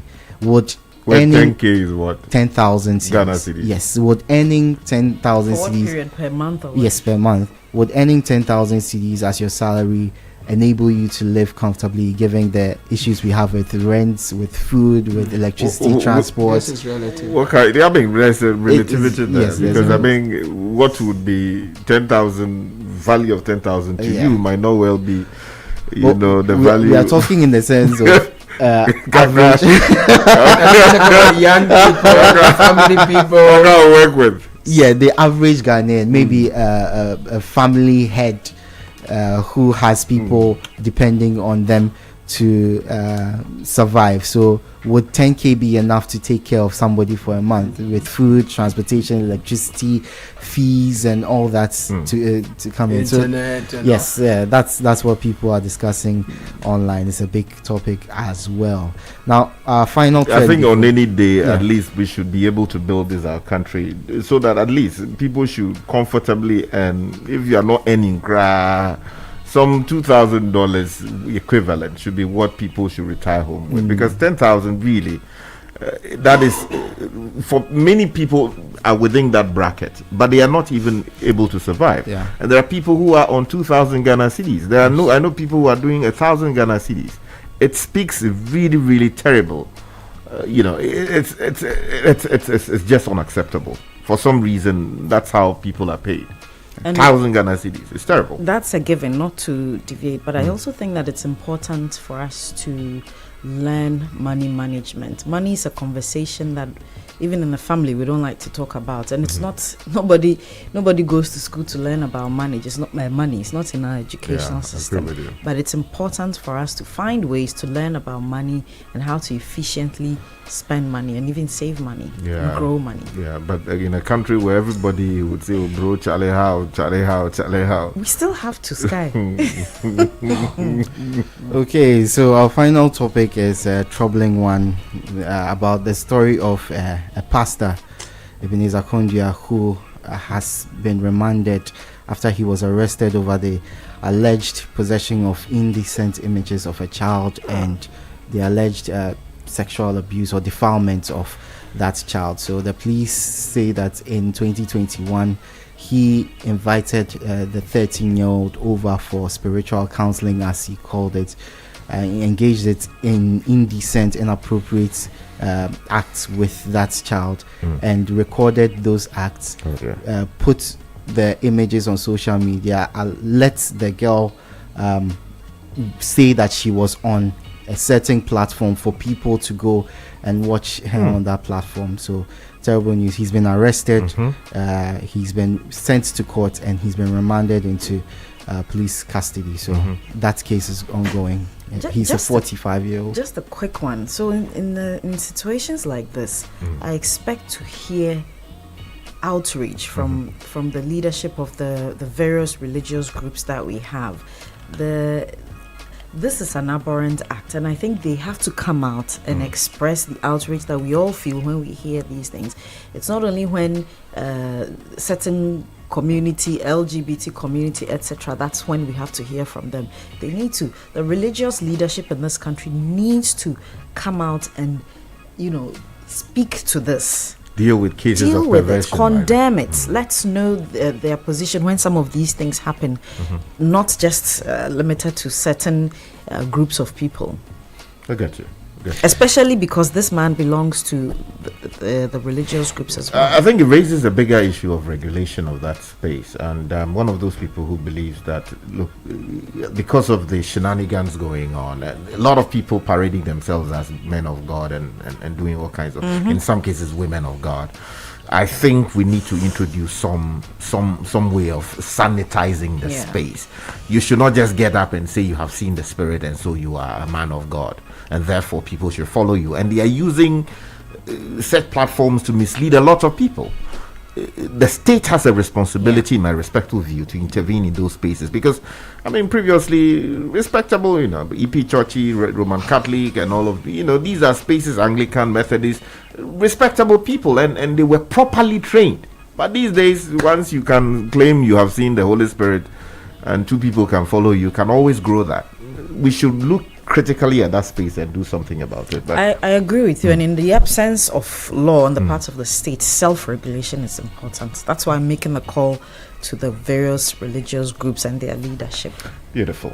Okay, so finally we end with tech news, and the Canadian government says it will let TikTok continue to operate in the country and allow investments by the tech platform to proceed after completing a national security review. Remember that in 2024, Canada's industry ministry ordered TikTok's business to be dissolved, citing national security risks. So at least one part of North America accepting TikTok. There are a number of geopolitical issues there. Mind you, the Prime Minister just returned from China. They've agreed some deals here and there. So it's not what it would seem on the surface. There are a number of issues at play. Anyway, thank you so much, Edwin, for bringing us tech and social media trends. Exactly.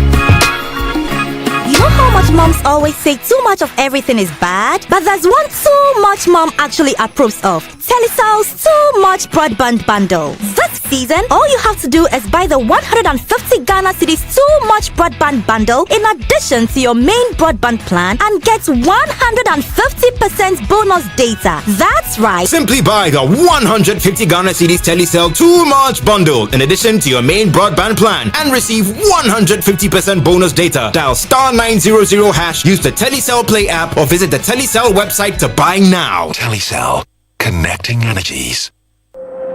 Looking for engineering excellence you can trust? Welcome to Left Signature Limited, driving progress through technology and engineering excellence. From expert electrical engineering, design, installation, power systems, renewable energy, automation and control, to reliable data center and managed services, power infrastructure, network connectivity, server virtualization, cloud integration and data security, and cutting-edge software development, custom business applications, web and mobile apps, cloud and DevOps solutions. Integrity, safety, accountability, teamwork. That's the Left Signature promise. Ready to power your success? Choose Left Signature Limited. Visit www.leftsignature.com. Call +233 256 111 743.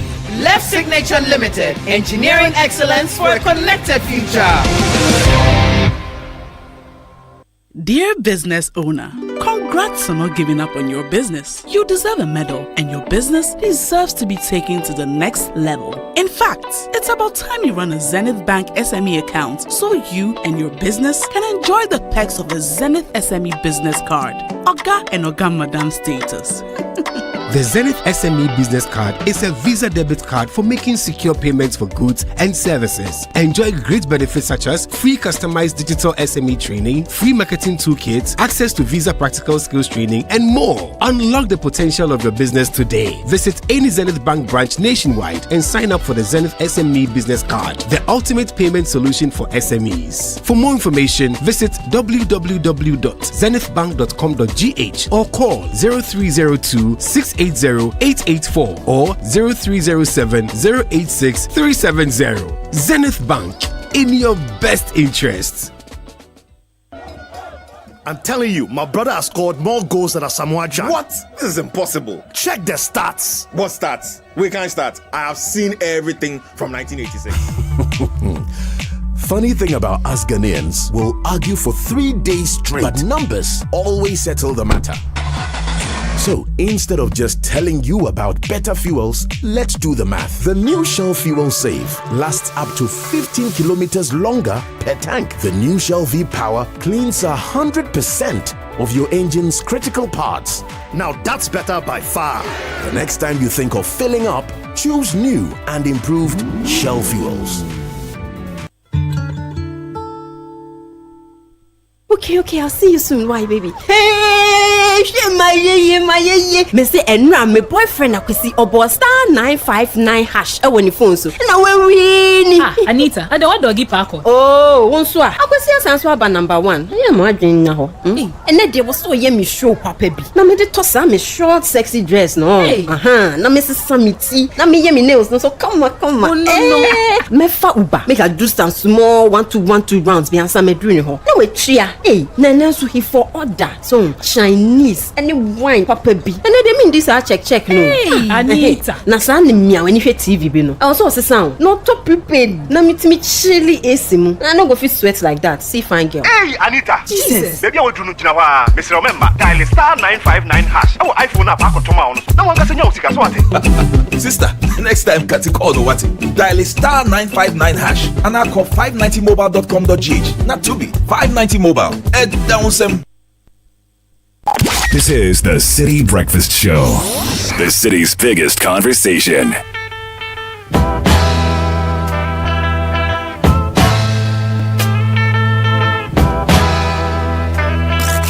Unleashing the power of relevant radio. This is City 97.3.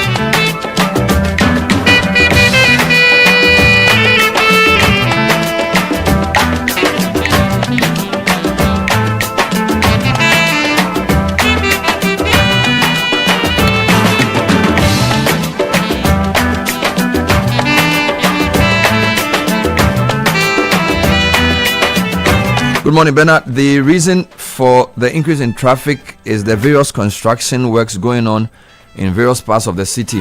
We lack the ability to manage our construction. For example, the road around La Polyclinic is undergoing construction, and the annoying thing is they are doing this during the day. This project could have been done at night, and the road becomes free during the day. What this means is those going to Tema want to avoid the traffic by using the beach road are now facing the same problem on that road as well. This is supposed to be a 24-hour economy. We should start it on the construction side. That's a good one with no name attached to it.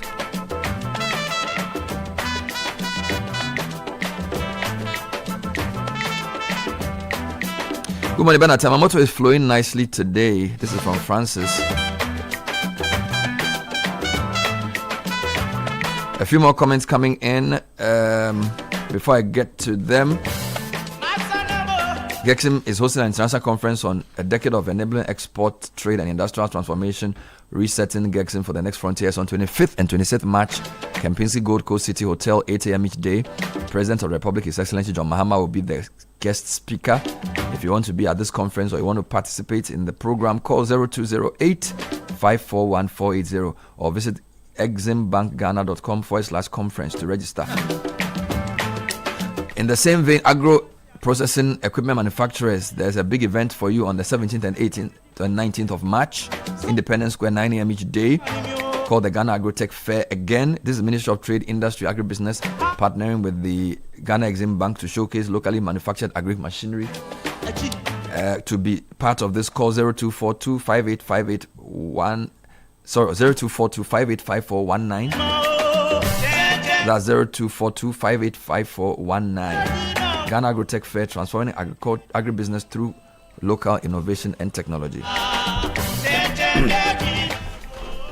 So what if your bank helped you big up? Welcome to Republic Verse, where your money, your business, and your dreams level up. Own your dream home with Republic Bank Mortgages. Grow faster with SME and corporate banking solutions. Run your daily finances smoothly with retail and commercial banking products. Build wealth and investments and trust management. And pay anywhere, anytime with Republic Visa credit or debit cards. Whether you're starting out, scaling up, or stepping into what's next, Republic Verse gives you the power to do more and shine brighter. Call this toll-free number 0800-414-414 or WhatsApp at 0546-414-414. Republic Bank, we are the one for you. People are winning big on 590 mobile just by dialing *959#. NLA has increased the playing time of your favorite 590 mobile from Monday to Saturday. We have Noon Rush. It starts at 8:30 p.m. and closes at 1:25 p.m. next day, while the evening draw starts at 1:30 p.m. and closes at exactly 7:55 p.m. So more time to stake more and more time to win more. Note that Sunday Aseda remains the same with no change. Catch all the 590 mobile evening live draws from Monday special to Sunday Aseda on GTV broadcast 8 p.m. to 8:15 p.m. Always remember to stake responsibly. This is not for persons below 18 years. 0308-249-477. Call us now. 590 mobile at Awunsem. At Life Insurance International School, we don't just teach your girls, we raise them to be leaders. Life Source International School is a unique all-girls international school focused on STEM and entrepreneurship education, and our teachers are highly trained to meet the needs of all students. Cambridge Checkpoint JHS 1 through A levels are encouraged to apply for this one-of-a-kind opportunity. We have hands-on STEM learning, entrepreneurial career pathway, and 7 habits of leaders located at Apam Junction. We have affordable tuition, clean, safe learning environment, and scholarship opportunities available. Call us 055-955-2263. LifeSourceGhana.org is our website. Place is still at Apam Junction.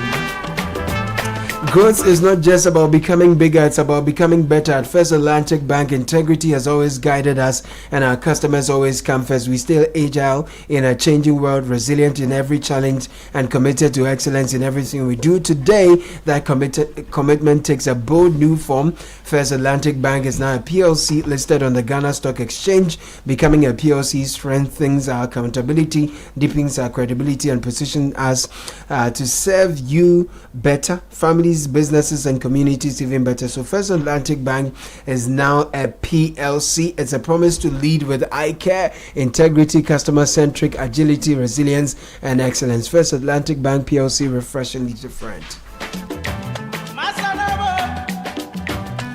So the Office of Registrar of Companies is reminding all registered companies and business owners in Ghana to file the annual returns and renew their business names and partnerships by Thursday, 30th April. Failure to do this will make a company non-compliant and may attract penalties ranging from 1,000 to 2,000 cedis, depending on the number of years in default. Business names that are not removed may also lapse and be removed from the official register. Avoid penalties, file your annual returns, and renew your business name before April 30. For more information, call 0308-249-841 or WhatsApp 059-952-5774 or follow ORC Ghana on social media. All right, a lot of people are complaining about traffic in Fono. So apparently the beach road has also become a problem because of some construction work at the La Palm side. And there's also the Achimota issue. There's a Kaswa matter. So while the Tema East Legon Pool are having relief today. The thing has I don't know. Some comments coming through. Yeah, Bernard, before you do that, if I may, respectfully. Respectfully, yes. With the greatest of respect. Let me celebrate a great friend, a colleague, a brother, a man of God, if you like, who at some point decided that, look, Charlie, the kingdom, he has to abandon it small to do some other works for the Lord God. Clement Kojo Akapam. Oh, today's his birthday. He's a distinguished fellow. 10th March. Lawyer Clement Kojo Akapam. Yeah, he's a distinguished fellow, a founder of a law firm, and a lecturer of the law. Thank you. And a fine brain in many respects. He's worked with our constitution, tried to modify it in many ways to make it work properly. Proud citizen of Sunday. Exactly. And a proud member of the Citi family. I tell you. Was here for so many years. Yeah, man. And left to grow himself. A proper human being. Yes. And above all, the husband of Dr. Yaba Swansea. Thank you. Kapang. I tell you. So yes, from all of us here at Citi FM, those that what's the name, Taylor Crab, yes, and then also those who served there before, and all the people of Ghana who remember your work on Citi FM, I tell you. And with what you did with the what do you call it, the commission that attempted. What's the name of the commission? Constitution Review Commission. Yes, and the people of Sandama and Fantiland and Adabraka we celebrate. And his work in forestry law. Yes. You didn't mention the name properly. Okay, mention it again. AKA Ha Be Habemus.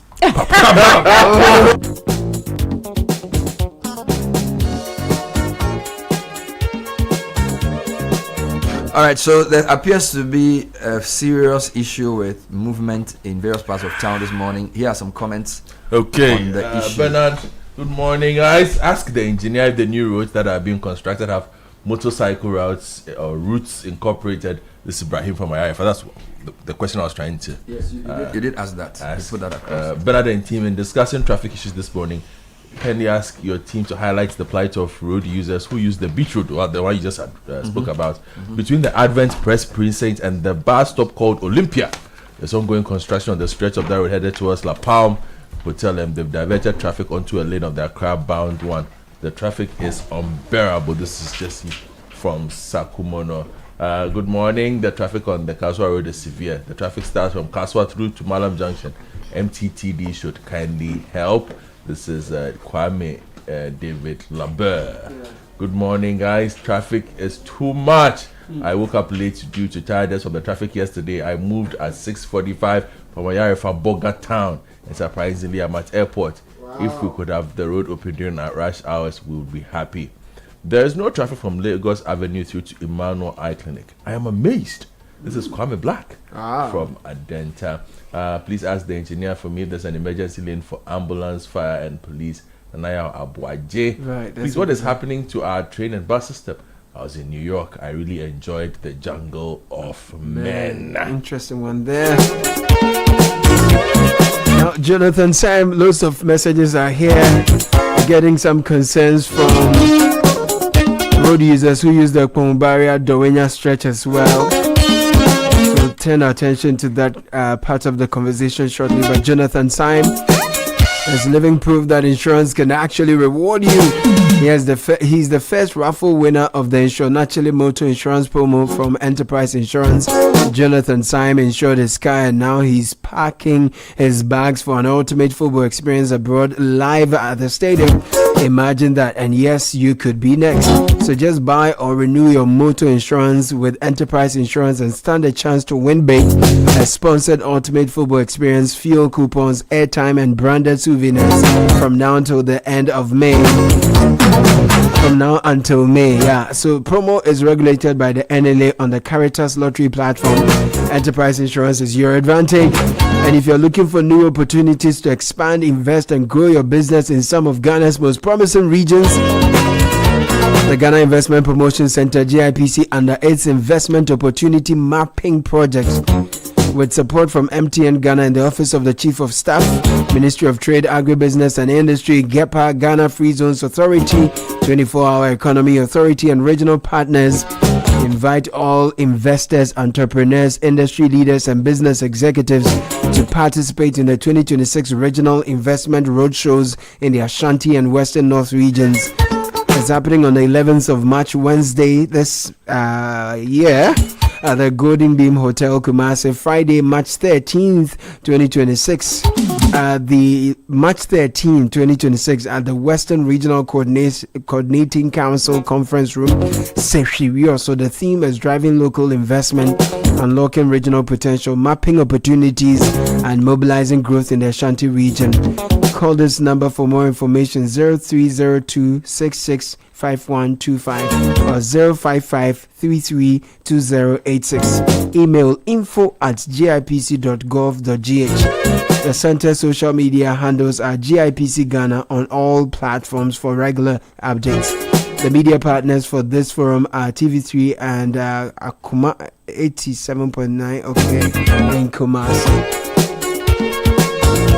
So this message says, Dear Ministry of Roads and Highways, Ghana Police Service, that is Motor Traffic and Transport Department, MTTD, and the contractor working on the Pumbaria Dowenya stretch of the Tema Aflao Road, please do whatever it takes to cut down considerably the wasted man hours in traffic experienced daily by motorists. This is unacceptable, and there must be no justification for the worsening traffic situation on this stretch of the road. I cannot accept that there is no engineering solution to this traffic menace just because the road is under construction. No. Why must it take me 1 hour to drive from the Palace Mall to Community 25 Mall? A journey that should take me less than 5 minutes? Why? Traffic compounds all the way to Pram Junction, which is a major cause of the traffic on this stretch. Why? Why are we so used to this abnormality and start accepting it as a norm? Romeo Koku sent that he's really not happy. And then he's added more messages. He sent a 5-point solution to the terrible and unjustifiable traffic on the Pombaria Dowenya Road.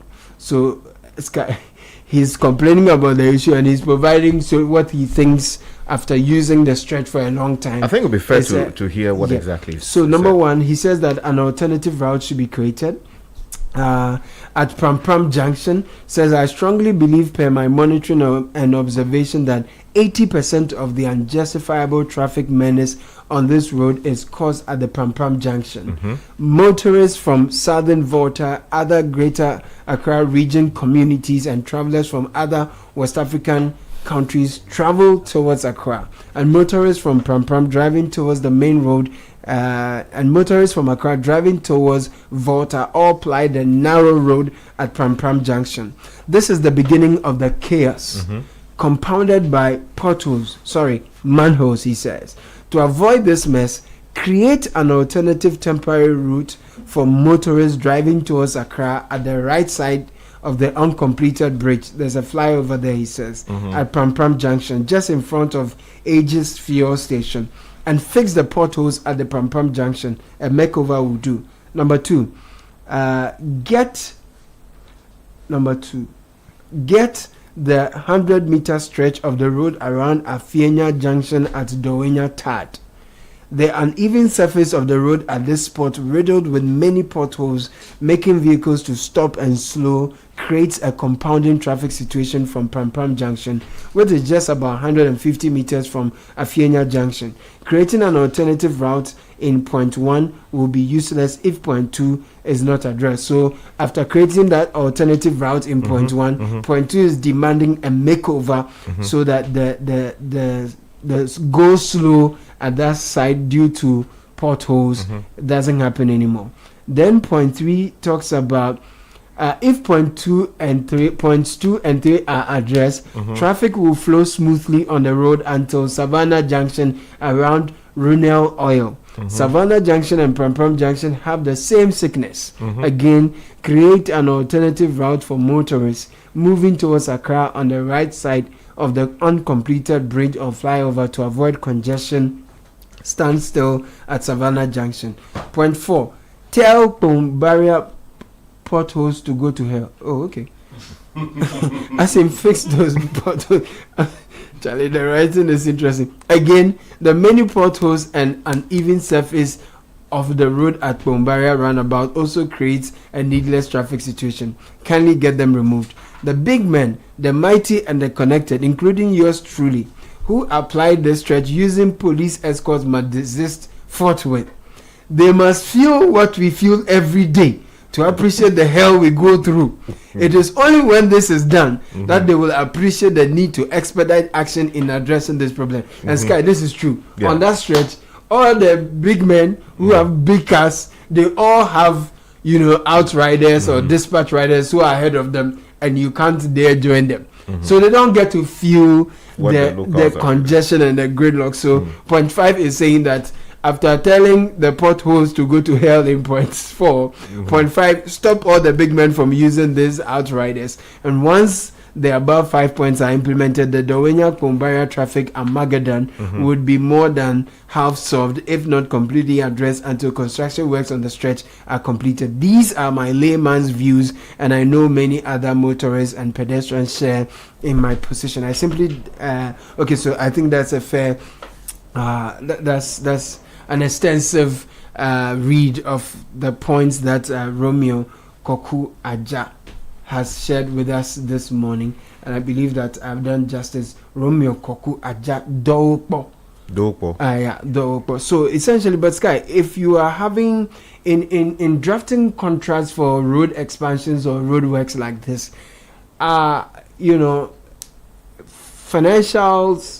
financial provisions made for such alternative routes so that it eases traffic.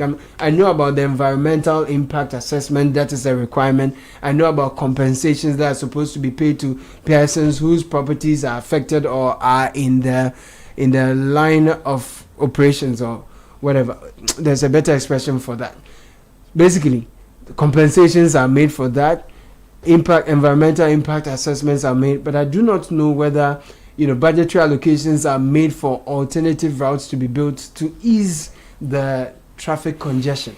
Those things are treated on a case-by-case basis. The scope of work that is supposed to be done would ordinarily deal with it if the people giving out the contract and the people expected to execute the contract or to perform the obligations that they need to perform for the state under the contract do find it necessary. I've not seen the contract document covering this particular stretch of road, and so I'm unable to speak to the specific details as to whether an arrangement has been made for it. But it would be reasonable to expect that in cases like that, where it would have impact on traffic, there should be alternative arrangements. I think Godfred wants to make go for it. No, for me, I'm just saying, look,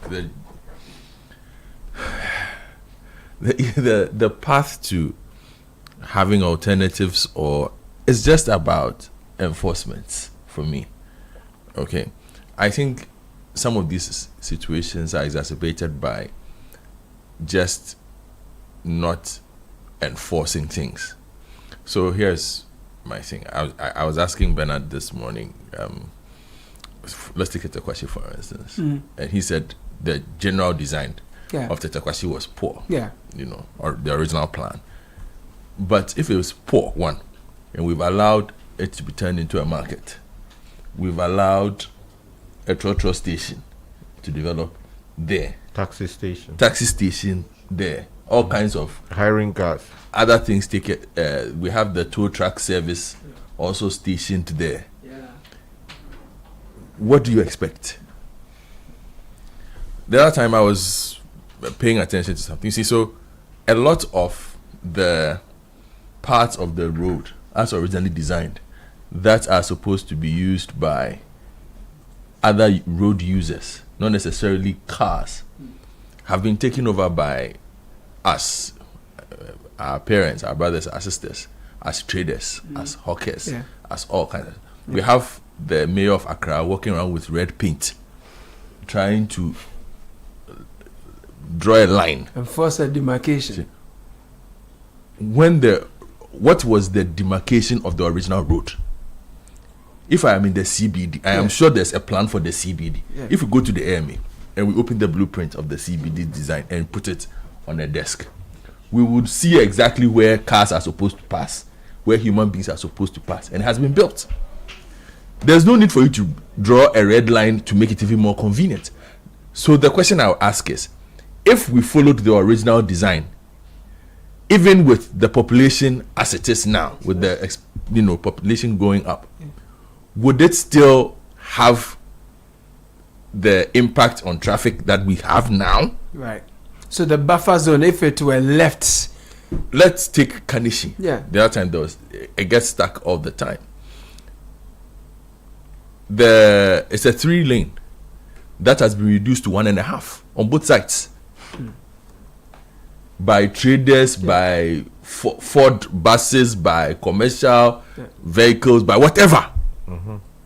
If that road operated the way it was originally designed and enforced by city authorities, pedestrians walk here, cars pass here, would we have the congestion problems that we have at the scale at which we have them?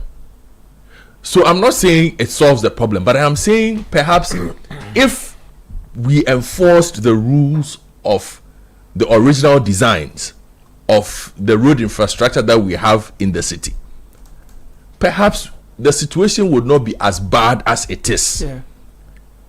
I can't talk about the motorway because it's a different problem. But even with that, we spoke about perhaps declassifying it from being a motorway to something else, because you had people crossing the road left, right, center. You have houses either side of the road. It had changed. So if there is a project there, the original design of the road was such that you will not have alternatives. That was the original design of the road, which is why there's a struggle. Yeah. Because the original design of the road is such that if you are leaving Accra to Tema, you're on one side of the road. You go. If you are coming from Tema to Accra, you're on one side of the road. That's the original. Straight. You understand? Yeah. But then we changed it and started causing problems with it. So I'm saying, look, there's traffic everywhere. But if we paid attention to some of these things, particularly at the municipal level, maybe some of these areas will not be in the kind of situation they find themselves traffic wise. There will still be traffic, but perhaps it might be more manageable than what we have seen. Unfortunately, there is very little wiggle room. There's very little will to do what needs to be done. And I'm saying I want to see a day where preventive the folks at Abusokai Kaneshi, the 2 municipal assemblies that are locked in there, say that we are clearing the entire road to see how many vehicles will move and at what times they will move, and just what the traffic situation will look like if it is possible for cars to use the full expanse of the road as originally designed, for passengers, for commuters to use the pedestrian walkways as originally designed, so that traffic, even the bus stops that were created there, it's become a market, has it not? Our markets. So I would want. I struggle to believe that these things will not make a dent if we actually just resorted to the original designs. So for me, sometimes I think that we don't need new infrastructure. Right. I just think that some of the places where we have bottlenecks, the people who enforce, and that's Kakre's theme all the time, enforce the law, go there and say that, look, we've turned this into, we don't want to inconvenience people. And when sometimes you say, people are like, oh, you are privileged, so you can say what you want to say. But the thing is whether I am privileged or not, everybody on the road is going somewhere and wants to get there at the same time, or wants to get there at a particular time. Using the road doesn't change my privilege. You understand? We all want to get somewhere. The people who are pedestrians and are walking also want to walk safely.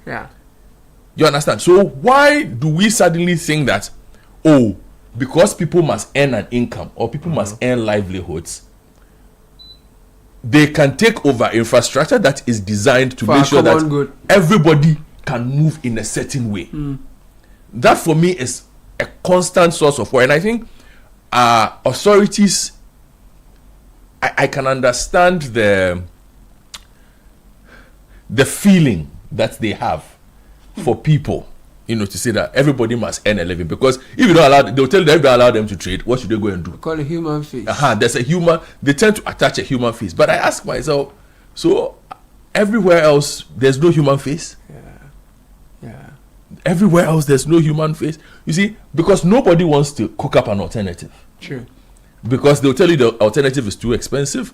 They can't complete it. They can't do something. There's always something that makes it much harder to do the actual work than to simply say, oh, let them use the road. Let me give you an example that ties in perfectly to what you're talking about, and it's a message that says, Caleb, La Paz is terrible at night. The outer lanes for trotro and buses have been turned to serious markets. The pavement for pedestrians have been taken over. Motorists have to share the road with pedestrians. It's not safe. We are sitting on a time bomb. We have to be very proactive. So you have, if I remember, I think a 3-lane here and a service road. But as you're saying, we have invested in the infrastructure, but we've allowed indiscipline so much so that people have poured onto the road. They've turned the pavement into the market. Part of the road has been taken over by buses and hawkers, and even now the highway itself, the expressway, has also been taken over by hawkers. So at night there's a chokehold.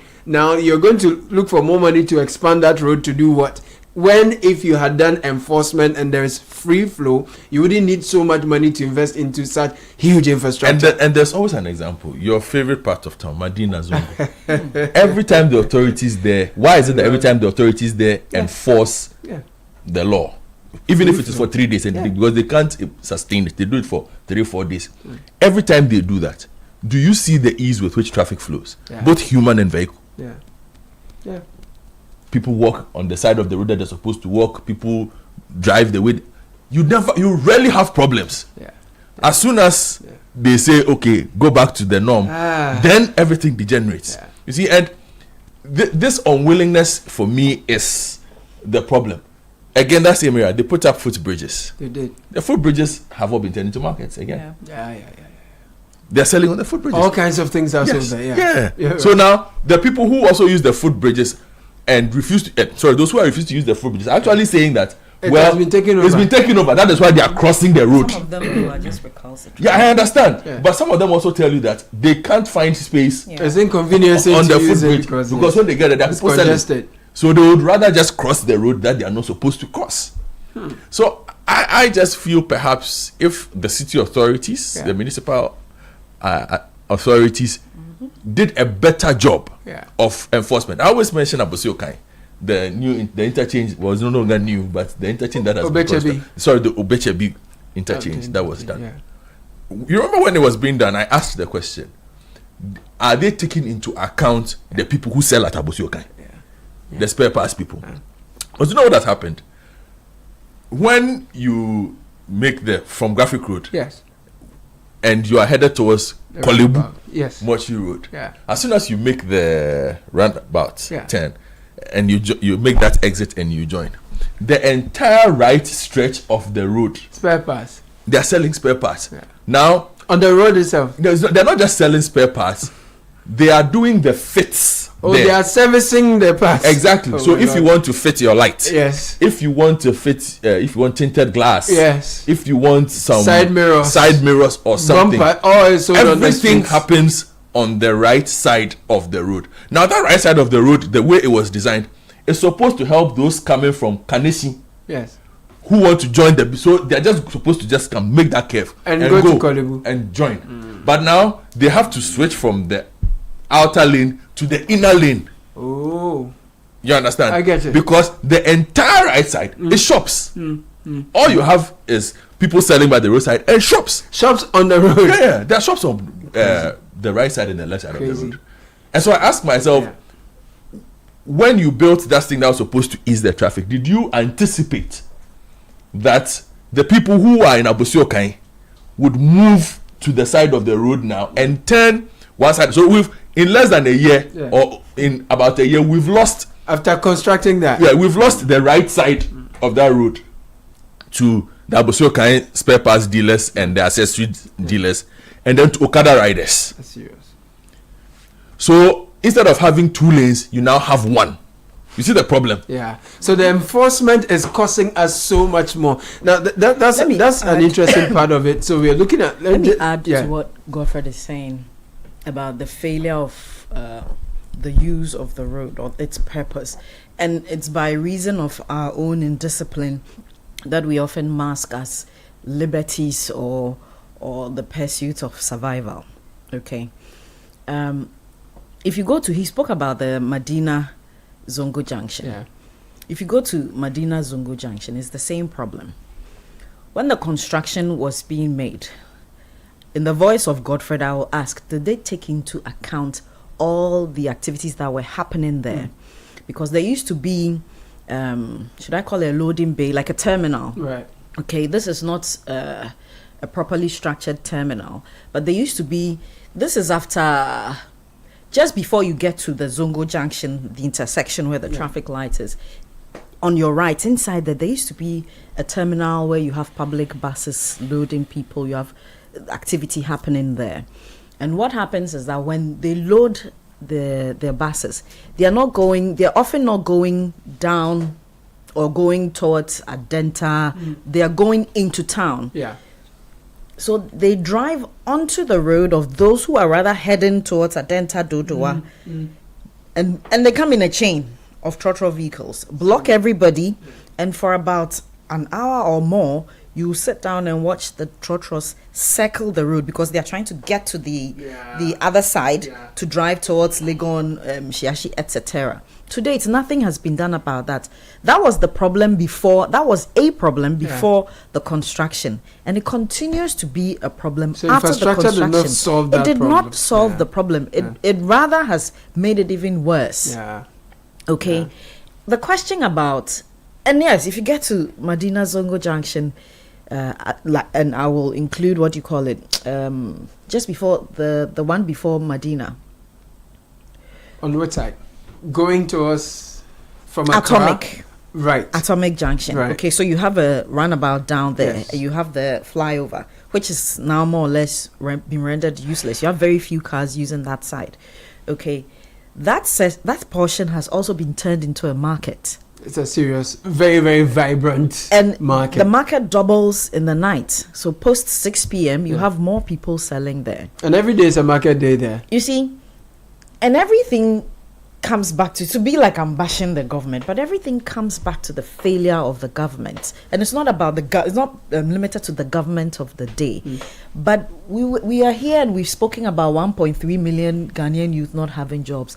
The fact that people think that they have to get onto the road to sell betrays whatever claims we have made in job creation in this country. We haven't created any realistic jobs that will transform anybody's lives. Great. We haven't. You need to do something. No, please. We haven't properly affected the minds, even through education, of the average Ghanaian to believe that why are we not creating more artisans, more of people who can do things with their hands, who can create? Why is it that the best way to get quick money is to get on the road and sell? You see, it comes back to the psyche. How have we modeled Ghanaians? We've modeled Ghanaians to figure things out themselves. And so when you come back to now come and enforce, and I'm not saying that law enforcement shouldn't happen or local authorities shouldn't enforce the law, it sort of creates another problem. And our political class is continuously concerned about their 4 years and the next. And so it's almost as if don't agitate the voter, don't agitate the voter.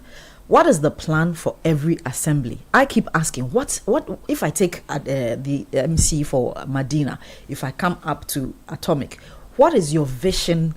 The last time we were talking about the Tema Enclave, what is the vision? What do you plan to do? How do you plan to transform the assembly? You see, we don't know what the vision is. In my assembly, I don't know what the vision is. We'll be there and we'll hear that they are trying to put some washing bay somewhere that doesn't make sense. I know. And we as citizens are also largely to blame because we don't participate in the local government. The whole idea was to devolve it down, but we are not also participating in it. We've checked out. We're trying to. Everybody's trying to make money, and nobody's watching what is being done. I see that. Our assemblies continue to fail. I see that. The whole devolution has failed. what you now see is that most assemblies are entertaining commercial spaces and commercial activities. Yes, it's good that they figure out how to raise revenue, but if you don't figure out how to functional manage space, a functional space that flows, that doesn't create disorder, inconvenience, frustration, there's no point. And the assemblies need to be clear about people selling on the roadside or even in the road. Have you permitted them or not? Because if they continue to stay there, then you are acquiescing to it. That's true. And so I'm seeing two things here. You know, early on, Bernard was asking, how can we make the traffic less frustrating for motorists or commuters while the expansion projects are ongoing? And the conversation has expanded to the root cause of this. You know, as much as we need more infrastructure, it's important that for the ones that we have that are existing, we keep them for the purpose for which they were made, so that a few persons in pursuit of survival, as Kaka puts it, will not put all of us at risk, so that we don't devalue the common good of the infrastructure that we're putting up. So that's the preventive aspect of the conversation I'm seeing, that while we've built those that we are all using, let's make sure that in pursuit of survival, a few persons don't put their interest at the expense of all of us. Now to the curative aspect. I'm sure, Sky, you want to have a bite on the preventive, which we've already talked about. We'll rope in the curative also. And I'm sure we've all also seen massive infrastructure expansions go on in very, very congested area. How is the traffic managed in such a way that is not as inconveniencing as it is? Luckily, the authorities have been very listening after they piloted that diversion yesterday and saw the traffic congestion. Engineer Kwamna Bimpong, admitted that their anticipation or projection was exceeded by the sheer volume, so they had to regroup and quickly do things all over again. So the curative and the preventive, while we try to, Sky, as much as possible, have the existing roads we have free of interferences, how do we also expand in tight spaces using engineering maneuvering to make the commute a lot more conveniencing for people? Well, I'm not an authority on the said space, and therefore I can't speak with substance and authority for that matter on the core of the question that you raised. Yeah. But I believe that the standards are clear, and people within the built environment will tell you about policies and regulations that are within the space, and then also what would seem to be self-regulatory mechanisms put in place by practitioners within the space to ensure that the right set of things are done. The fact that you are doing or performing such a contract within a third world country, as some would say, doesn't mean that what is deemed to be the global standard is not adhered to. We all travel every now and then, at least those of us who have the privilege to, and we see how these things are done elsewhere. You travel to other countries, they do major construction projects within the heart of cities. Very congested spaces. Exactly. And you see that there are ways of ensuring that the dust doesn't escape to reach someone's home, because that clearly it's noise, nuisance, which can be properly, can form basis for someone's legal action against a particular company. Oh, you can sue the contractor for the dust that is emanating from that is escaping from his project site. I didn't know problems for you at home. Yes, of course. It is only in Ghana that maybe we don't take some of these things seriously. Your job is to ensure that you abide by the standards, you do the work. In fact, elsewhere, you will see that if they are doing a high-rise building, they put either it's polishing or they have a way of do something exactly that holds everything. So the dust doesn't leave there to create problems elsewhere. We don't see these things often in Ghana. No, Sky, concrete mixer is even moving and the things dropping. Exactly. Cattle dropping things on the ground. A huge concrete mixer producing concrete for work somewhere. For some reason, they are transporting it from, Pokwasi all the way to say Waditema. and the driver is simply driving forward without having regard to what's happening on the road. No, he's the thing is turning, and the concrete is pouring on the road, and they don't take the trouble to collect it. True. A few days later, you realize that it's solidified. You have destroyed the surface of the road. Ideally, that driver and the company he works for should be held accountable, because that is destruction of public property. But do we do it? No. You see that all the time. And look, the inactions of various contractors have led to all kinds of consequences. We saw what happened on the Accra Central Region Road. People died because someone was going to blast some, rocks. What have we heard of that? Have we heard of consequences? Have we held people accountable? Good question. The construction job is going on without ensuring that the proper standards are adhered to. When you ask people on that street, they will still tell you that there are things that ought to have been done, but which have not been done. The same road. The contractor decided for some reason to divert water from river body from one end to the other. People's homes were displaced, families. Farms destroyed. People who were supposed to be raising their livestock lost animals in some cases. And again, we've not seen accountability. The point I'm making is that, look, we've seen these works done elsewhere, and there are standards that are enforced. But for some reason, in our case, it is as though the contractor is doing us a favor. The people whose job it is to hold them accountable fail to do their part. And that is why we are where we are. So it is an important issue you've raised. I'm not an authority on the space, but I can speak to what I know. You've seen what I've seen elsewhere.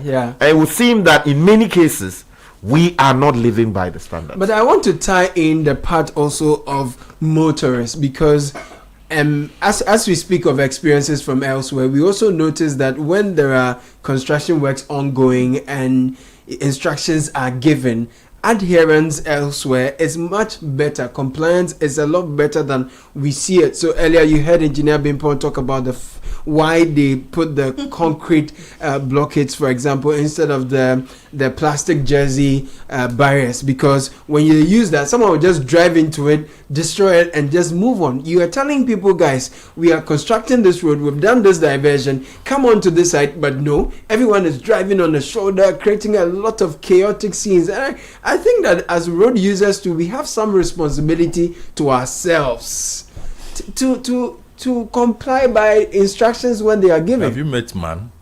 Man. Yes. Have you met man? As described by Thomas Hobbes. Have you met man? Let me read a message for you. Please read a message. Man. Good morning, Godfrey. Most highways are protected by very high green barriers on both sides. Right. So that people and cars cannot get onto the road even if they want to breach the rules. Correct. Those people in the brochure who do that, they know they are dealing with human beings. Right. Man. We think we are exceptional and can operate outside of rules. When we think we are exceptional and can operate outside of rules, that is why we will not develop. If we cannot deal with the problem, then we should avoid it by nipping it in the bud when it starts. And then my good friend who's an urban planner, he's also even talking about the Trotro station opposite the mall that we raised. Oh, now they are even casting concrete on that side. People who are supposed to be at that place. Managing is that Lakma or Lekma? Which one is it? It's an intersection. The people who are supposed to be managing that space. No, it's an intersection of a number of them. Plenty people. The people who are supposed to be managing that space. Don't they drive with the greatest respect? Don't they have common sense to know that it cannot be a Trotro station? It is. I want to be careful. Be gentle. I mean, how difficult is it to see that you have built a mall there? Yes. People have invested their money, and I want to assume that you go there, you collect your taxes, levies, and all of these things from them, right? Yeah. You want people to go there and do proper sales, marketing, and purchase, and all of those things. Yeah. Then, for some reason, you sit down without any care for a new small market to emerge just opposite the enclave. Yeah. So that day and night. People are selling all kinds of things there on the pavement. They have completely defaced that whole area. The value of the place has gone down. It's gone down. Then you also have taxis loading there without regard for traffic rules and anything. And people relate there by exactly. Hiring cars have emerged. Then you have a whole trotro station. Imagine that. Full-blown trotro station. People are selling shoes. People are selling food. The greenery that you find within the space of the interchange. What's the greenery? Oh, I mean, hitherto it was. They won't even mind you. Now they have reduced it to a whole market where they are selling all kinds. I mean, what kind of is it that the people on one go school and what is the issue? There's some nice kinky there. Or is that Charlie, don't do that? I mean, we should show that when an eye open. No, we should show that when an eye open, it's not only that a man for Benya Juma. No, that is not how it works. If you want to give them a place to sell, move them to a restaurant. Exactly. Yeah. But this idea of a nicely built, interchange. Of course, we've modified it because we are told that there were some concerns, whatever it is. That we have reduced that whole space 5 minutes or so from the Kotoka International Airport. We say we are inviting visitors to Ghana and we want to show the best of us. And that is what we are showing. The East Legon area is supposed to be one of the places that many of these people coming into the country go to go and reside for the duration of their presence in Ghana. Yet we leave the whole space bazaar. Go to the airport. People are begging. People are selling. They are changing. People are washing themselves. I mean, really. People are wandering about, sleeping around at the airport. If you travel around, I mean, we feel for homelessness. We feel for people like that. But there are ways that a country, a government that is responsible deals with those matters. I mean, you are driving you are moving around. Then somebody's hitting your windshield. Bang. You want to use some dirty soap water to clean your windscreen. It's security risk. Yeah. People like that shouldn't be standing there. It's just so wrong. It's just so wrong. It's a breach of your privacy. And it comes back to the state enforcement, because the state is supposed to protect us all. But if the state sits back, engages in its political fanfare, and watches us to hit, continues to watch us to hit our heads against each other, state of anarchy. It's a total mess. So there is man everywhere, but it's the state that makes it. I like the description of Thomas Hobbes. Actually, that man is what? Is brute. Yes. Is wicked. Yes. And I'm not trying to, talk down. We are. It applies to all of us, and we need to reflect and ask ourselves if we want to be described as such. There's a message for Sky and Kaka. It says, "Bro, the issue it became matter. Therefore, that's I know say Kaka and Sky go talk human rights. No, Sky. That's why you want again. Let me finish reading my message. It says, bro, the issue it became matter. It became. I know say Kaka and Sky go talk human rights. Yes, of course. Let me finish. Sky said, Sky and Kaka go talk human rights, Sunny. But at this rate, we need people to be caned. The normal enforcement no go work. We need police. Cane, and more caning. But even let me just interrogate the enforcement. Okay, sometimes you are driving on the road and the police are there watching everything else go wrong, but are quick to tell you that hey, you've driven through an amber or you were not going to stop. It begs the question: what are they enforcing? Are they there? There's a trot driving ahead without any tail lights, but the policeman is interested in me who has everything intact and is asking me for money. It's a what kind of enforcement is that? It's a big problem. And the Adenta police station, for example, is very close to the highways, just by the highway. And if you are taking the turn that leads you out of the main road into Adenta to the left like that, there is the outer lane you use so that all those who want to get to Adenta through where you have the the filling station and that. It's a mini bus stop. Thank you. You all stay in lane to the left because you are indicating you want to come towards Adenta. But those who are coming towards Accra are speeding and coming using that lane. And before you know, someone will drive like he's going to Accra. When it gets to the traffic light, then they park and join those who are supposed to be going this way. So all those of you who are in queue, by the time you get there, they've gone ahead of you, and it becomes a 2-lane instead of a 3-lane, 2-lane going out of the main way. And those of you who will be in traffic, you'll be burning fuel. And this is just very close to the police station. Police doesn't do anything about it. And you see what this has caused this, and the reason why this sometimes irritates the general public and from the messages we are receiving. And this has come up again. The police keep on issuing these statements about the use of strobe lights. And Kaka read it in her message, and you also raised it, yes. I think. And the use of strobe lights has gone up again. Why? It's gone up because people are unable to move. The big men can't move. The big men and women can't move. Yeah.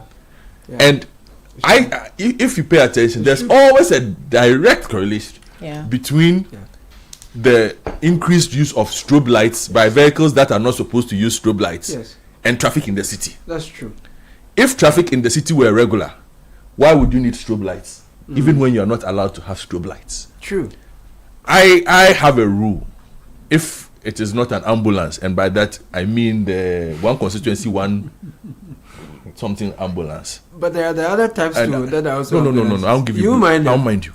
Or a private hospital. I don't move. Oh, private hospital. Hold on. Land Cruiser with MP sticker. I won't move. Those ones, yes. I move for the army one. Right. The police one. That one, can you say you move? I'll move. I'm just saying. I'm telling you the one I move for. Immigration also use that, immigration. I will move. And prisons. But I'm just saying. Yeah. The plenty Land Cruisers in town. A lot. I don't move. You can honk at me. And you see, the thing is, once you refuse to move, and I'm telling the general, once you refuse to move, they can't do anything to you. Don't move. Sometimes it's scary. They can't do anything. What will they do? You see, because they know they are breaking the law. Speed. Most of them actually know they are breaking the law. They do. And most of them know that there is no emergency. Sometimes you get it. It's just the person, the driver of the car, the so-called big man or woman is not in the vehicle. It's just the driver in a hurry. Wow. So as a personal rule, I've had several instances where I refuse to move. Okay, I refuse to move. So if the police have not noticed, I am simply bringing to their attention that there is an increased use of strobe lights. And you see, I am not the only one. A lot of people are getting agitated by the use of strobe lights. Yeah. What they are going to get is increased disputes between general road users and the users of these strobe lights. Yeah. You see? Yeah. And genuinely there are people who are in a hurry. True. But a lot of people have also realized the man's message you read from Dawenya. True. A lot of big men and women live that part of town. True. And they know it. They just get a dispatch. So they just get the dispatch or the strobe lights on their own car. Then they go. True. A lot of people have become like me. They pick and choose. Yeah. Like I said, for me, unless it's an ambulance, and even the ambulance, unless it's the big one, you and I will be in the traffic. Yeah. If I see you driving, the ones that I don't even move for are the ones who are driving against traffic. If you are that one, I face you direct. I mean, you know my Kwakuroma Jack too. You can't run my Kwakuroma Jack off the road. It depends on the car. If I'm a strong car, like government car, I will have my own sound. Let me share a message from Abu Bakar. He's an editor at My Joy Online. He says the roadblock at Shiashi with the unauthorized station is creating a nuisance. But big men and women pass by every day into East Legon. And now Oyo also says this one. She says Laboni Junction is slowly turning into a chaotic mini Zongo Junction. The footbridge, which is under construction, has taxis loading directly under it. Okadas loading right at the junction. People not even using the boundaries created. I mentioned this to Honorable Soa at our town hall meeting, but nothing has been done. Now you send that from Nyaniba Estates. A very troubling one. I've seen the Laboni Junction she's talking about, and more people are frustrated about all the things you are talking about. My headache is with people who spit around. Someone in Trotro did it, and the wind blew the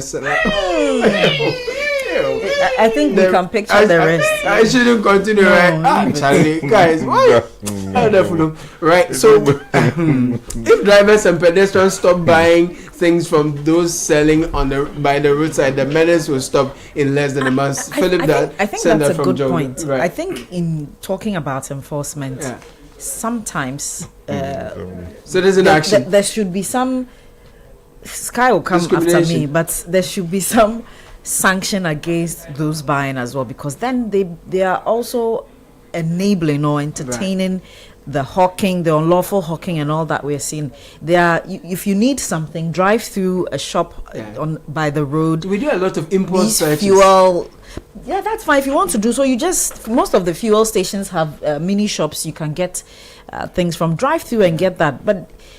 We are the drivers are also enabling impulsive the hawking stuff. Because we want to buy conveniently on the road. That's true. More messages, but let me bring you some announcements. If you're looking for motor insurance that goes the extra mile, Hollard Insurance has something special for you this 2026, and you wouldn't want to miss out. Insure your car with Hollard and enjoy extra rewards. New customers get to drive away with free fuel vouchers when they sign up. Existing customers get exclusive gifts when they renew. We have 24/7 free roadside assistance for everyone, so you're never stuck on the road. It's value you can trust. 0800 444 999. Visit any Hollard office or speak to your broker today. Hollard Insurance, we've got you covered. And when the world gathers for greatness, one name leads the way. Litina Travels is taking Team Ghana to the biggest global football event on the planet. It's happening in America, Canada, and Mexico. Litina 2-in-1 experience. They're uniting world-class football and global business in one unforgettable journey. Visa to watch all 3 group stage matches, 3 official match tickets, return charter flights, hotel accommodation, everything you need is sorted. Plus exclusive access to business networking events across all 3 host nations. So call this number now, 0244 260 789. Litina, visit our office at Alisa Hotel North Ridge. Secure your spot on this once in a lifetime journey. And this Ramadan, Nescafe invites you on a journey of warmth, gratitude, and giving. For 30 days, discover 30 delightful ways to enjoy your favorite Nescafe. From delicious twists to perfect pairings, each day offers a new way to experience the joy and richness of Nescafe, whether at Suho or Iftar. Enjoy the warmth of togetherness with loved ones and our specially crafted coffee recipes. To learn more, visit Nescafe website or connect on social. Nescafe family wishes you Ramadan Kareem.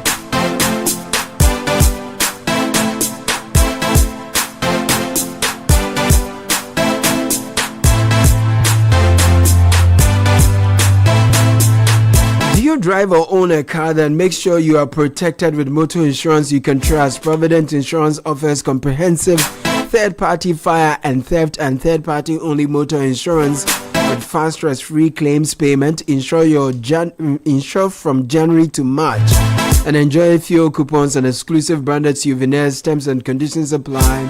We have 16 branches nationwide. Find us, our agency outlets or licensed brokers, and you can call us directly on 050-937-4928 for enquiries.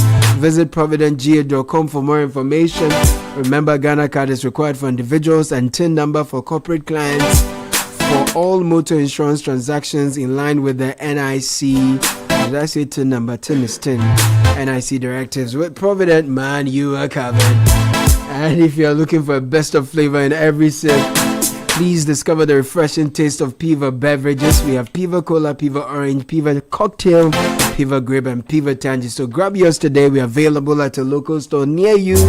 Call us 0550-032-231. Piva beverages is a taste you will love. We'll take a quick break. When we are back, we have more for you.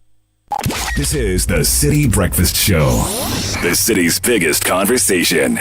The journey to a successful immigration begins with the right knowledge. Join us on Friday, the 13th of March 2026 at 4 p.m. at the Ghana Shippers Authority, RIDGE, for the launch of the groundbreaking book, The Immigration Formulae, Rules, Packaging and Strategy. The book, which is written by Wanda Victor Kuto, features a foreword by Professor Dr. Larry D. Matteo. The event will be chaired by Justice Yoni Kolendi. See you there.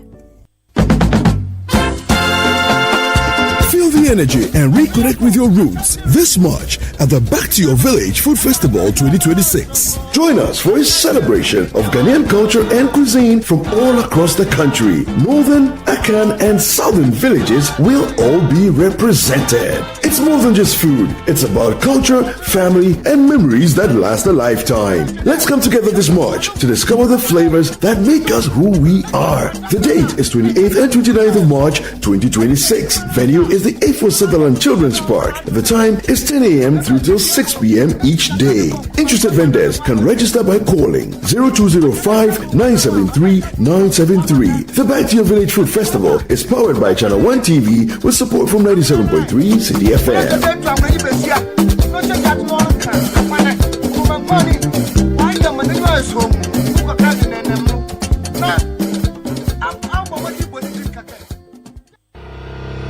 The Ghana Exim Bank is 10 years old. Hooray!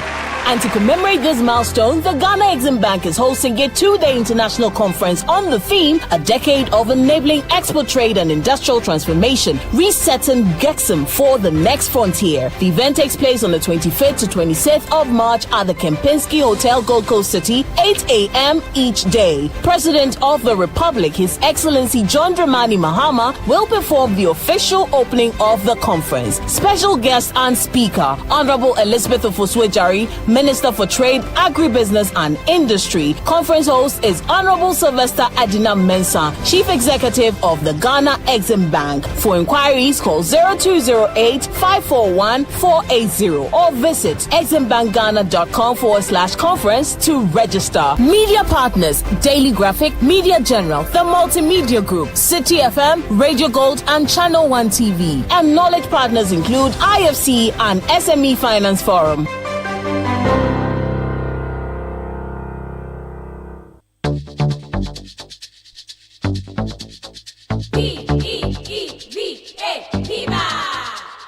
Looking for a burst of flavor in every sip? Discover the refreshing taste of Piva beverages. Enjoy the classic Piva Cola flavor, perfect fit anytime. How about a fruity adventure? Try our delightful Piva orange fruit drink packed with recognized citrus flavor. Craving something exotic? Our Piva cocktail fruit drink brings the tropics to you. For a sweet and juicy treat, grab our grapefruit drink and don't miss out on the refreshing Piva tangerine fruit drink, bursting with tangerine flavor. Piva Cola, Piva Orange, Piva Cocktail, Piva Grape, Piva Tangy. Grab yours today. Available now at your local store. Call us on 055-00-322-31. Piva, a taste you love. This advert is FDA approved. P for Piva. This is the Citi Breakfast Show, the city's biggest conversation. This is the Citi Breakfast Show.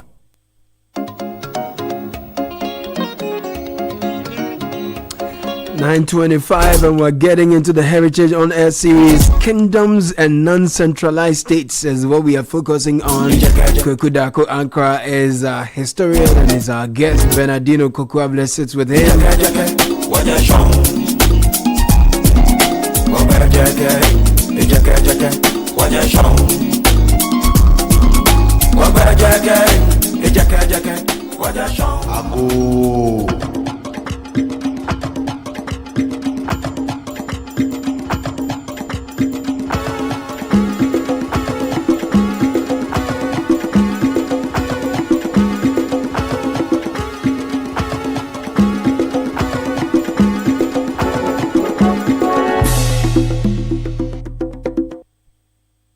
This is the Heritage Month coming to you on 97.3 Citi FM and Channel 1 Television.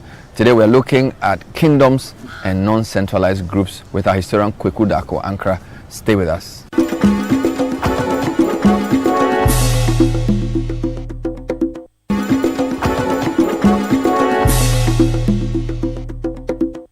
Welcome back. So we're doing our Heritage Month Honors series, and today we're looking at kingdoms and non-centralized groups. My name is Bernard Avle, my guest Kweku Dako Ankra. Kweku Dako Ankra is a historian. So today we're talking about kingdoms and what we call non-centralized states within the broad area called the Gold Coast. So, of course, most people will think about Ashanti. But let me ask you about Dinchra first, because I've heard a lot about the Dinchra. Who were they and what was their role in our history? Yeah, so before we get there to Dinchra and other things, as you said, there is the need for me to explain the centralized and non-centralized states.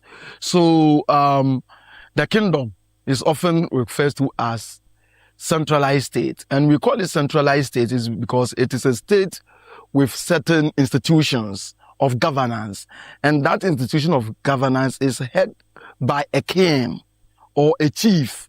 So some people in Ghana, we call some of the kingdom chiefdoms, where there are some chiefs.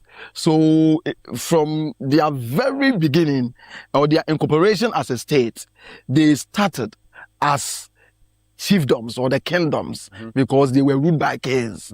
Now some are referred to as chiefdoms because based on territoriality, it is so small that it cannot compete with those big kingdoms that transcends their local territories to other territories where they exert influences. So that is what is called the kingdom or the centralized state because of the mode of governance, which is headed by a king or a chief. So there's also the non-centralized state. Non-centralized state is also referred to as acephalous societies. So they are acephalous or non-centralized state because unlike centralized states, they don't have kings. Okay, and the institutions that chop chiefs and so on that we have up to the Odikro or a town chief, they don't have it like that. They were ruled by spiritual leaders who are seen as the owners of the land. So in the north, they are called Tindanes. Okay, they propitiate the land and they are leaders. And then those Tindanes are also the foremen. And so they head the society. And the society is based on feud. Unlike centralized state where they are going to war, you have the leader leading. These acephalous societies are scattered. So when there is an issue, they need to inform each other. And one of the critical markers of people from a centralized state in the modern context is where you see a person from a particular tribe. As soon as you have issues with him, and then he's fighting you and someone from his hometown hears him speaking the language, he will come and join and fight you. Then it means they have a history of being non-centralized because the feud system is when your brother is in trouble, all of you comes together. But with the centralized society, you have a king who is the Osahin, okay, or the commander-in-chief who will be leading the people into war. And within the non-centralized states or acephalous societies, as the northerners call it, Tendanes, among the accounts, it is called Asasura, owner of the land. So they were in charge of the land issues and in terms of the spiritual and the governance ideals of the community. Some even believe the Ghana state was originally like that. So the role of Wulomo in terms of its authority over the land is something that many argue strongly that is what it used to be before the Ghanaians came to learn about the ideas of kingship. And then they try to integrate it into their system, which today create a lot of contestation in the land issues where there is a contestation between the Wulomo and then the chief of the community or the manche of the community. So that is how the centralized and non-centralized states. So we interchange centralized states with kingdom. Yeah, so centralized state is the same as kingdoms. So in that trajectory, I'm going to mention some groups, and you correct me if I'm wrong, whether they were centralized. So Asante were centralized. Asante was centralized, a kingdom. Akwamu was centralized, is a kingdom. Dinchra is a kingdom. Dagbon is a kingdom. Bono is a kingdom. So most of the Akan societies, they were kingdoms or centralized states. So every Akan state. And then you have the Guans. The Guans fall into non-centralized states because they used to have the Asasiria within the Guan communities. Then in the north, historically, apart from Mamprisi, Dagomba, Gonja, and Anumba, all the rest were non-centralized states from the beginning. So that is how it is within the Ghanaian context. Wonderful. The rise of certain centralized states coincided with the decline of others, right? Yes, so what it is that over the years, there was what we call state formation contestation. So let's take, for example, the Akomu people. Originally from the Chufu area, based on dynastic warfare, they moved all the way from there to first settle at Isamankese, where they established their town by Otumfo Asari. So the town is Asarimankese, which is now Isamankese, has been corrupted because Otumfo Asari led the people and went there. From the Isamankese, they moved to the Yano mountain. So below the mountain Yano, they stayed there. So that's why the Akomu kingdom they established the capital is at Yanoase. That is below the Yano. And they established there, had the kinship system, and then they stayed there. Then some of them, dynastic quarrel also happened again there. So some of their members moved all the way through Kowi lands and then entered into Kumasi. Back in the day when Kumasi was not there, and then settled with the people of Tafu. And then they stayed in a place which became known as Sontreso. So they were Sontreso before the war with the Kwaman or the Kumasi group started. First, they defeated Obiri Yabua. Then, Osetutu came and retaliated and then chased them away from Sontreso. And then they moved all the way to where they currently are at Jaman and other places in the Bunu areas, including Doma. I find that interesting because... And you see them having the same chieftaincy system they carried all the way from Chefo. I was going to give you... So Adjoa Ebo Afari, who wrote, former GJ president, wrote a book about her father. And her father used to be a minister in Nkrumah's government.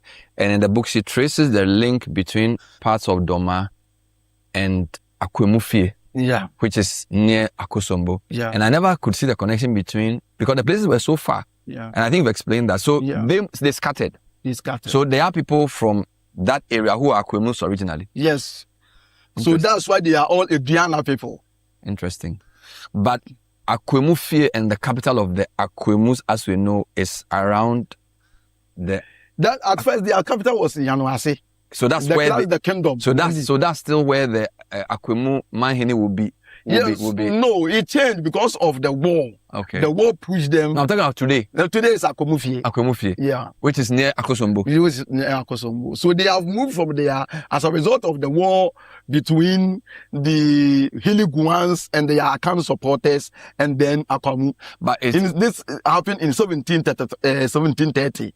That war is when the Akwamus moved from the Yano areas and moved to where they are currently in the distance from Akosombo. But the question I have is, they were known to be very, they were fighters. Yes, they have been fighters because in those days, they emerged as one of the powerful group of people in terms of the chieftaincy structure. And the chieftaincy group, normally they are more organized. As I explained to you, because of the centralized system of governance, the bureaucracy, the division of labor, which forms the Weberian form of governance structure. If you use principles of governmentality, you understand that this is a kind of really rich organizers as opposed to non-centralized states and how their working mechanism also operates. So as a chiefdom or a kingdom that came there, they had an organized army, standing army. They don't need to call somebody from here. They are Safu groups, which is a military organization trained for a purpose of waging war. unlike the non-centralized state where they only do preemptive reorganization. When there is a war, you go and call your brother here, you go and call, they are scattered. That, hey, somebody is trying to attack us, let's come together. So the Akwemu were born ready for war. Yeah, so Akwemu were born ready, so were the dangerous, so were the account system of governance. So what happened was that when they came to the mountain, the Hiliguans did not have that organized structure of government. So as I tell you, they were as fellow societies. So they were able to conquer them and become more powerful and then proceed because they made a lot of money through slave trade. Okay. They made a lot of money through slave trade as well as other legitimate form of trade with Asamani even coming down to the coast to trade and finally seizing the Kestavon Castle and rules for some for a year or so was an Akwemu and so on. So he's the man whose statue is at the Timpoku roundabout. Yes. Okay. So they got a lot of guns. They got a lot of also financial power to wage wars against these disorganized, non-centralized states, which were the Hiliguans. Last point on them is we are told that Konfanochi was an Akwemu. Is that correct? Rather, we will say Konfanochi was from Awukugwa. Awukugwa is a Hiliguan community. But you can't say directly if it was an Akwemu. No, not at all. People probably used to say that because Akwemu then was having a sovereignty over the Hiliguans. But we cannot be sure whether he was an Akwemu or not. It is well known and established that he came from the Ewukugwa and the place where he comes from. I have gone to interview the Ewukugwa Anoche priest. It is still there in Ewukugwa. I see. What led to their decline? Because if they were his name even is not an Akan name, the Anoche name. What is it? It is a Guan name. Okay, so Ano She Chi in their language is Che, and it's because of his extraordinary power when he was born. He was having, he could do some wonders in the community, and his father is Ano. So when he is doing those things, people will tell his father Anoche or Anoche in their language, and that became the boy's name. Okay. So the Frimpong Manso and others were later names that was given to him through his movement. But the name is Anoche. People call him Frimpong. So he was a Guan. He's a Guan. What led to Akwamu's decline? The Akwamu decline actually came from the overbearing attitude. You know, they grew powerful. And then they were putting other states like the Ga states. They conquered Gans in 1690s, and they conquered the Gans, and Gans became part of Akwamu sovereignty, influencing a lot of things in Accra.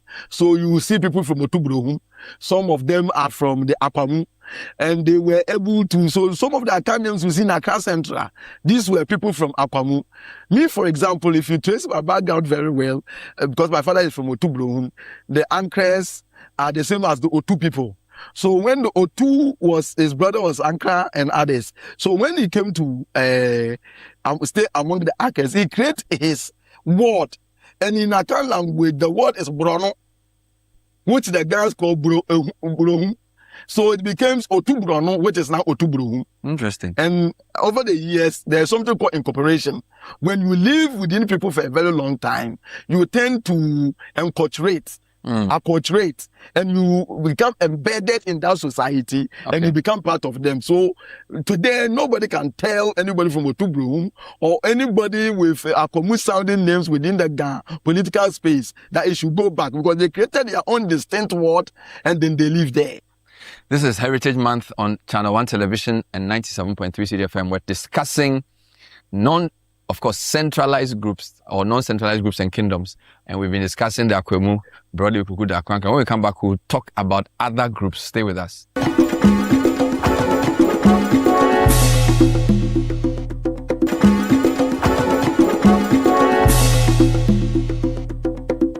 Welcome back. Today on the Heritage Month, we're looking at the kingdoms and non-centralized groups. My guest, historian Kweku Dakwanka. Kweku, thank you so much.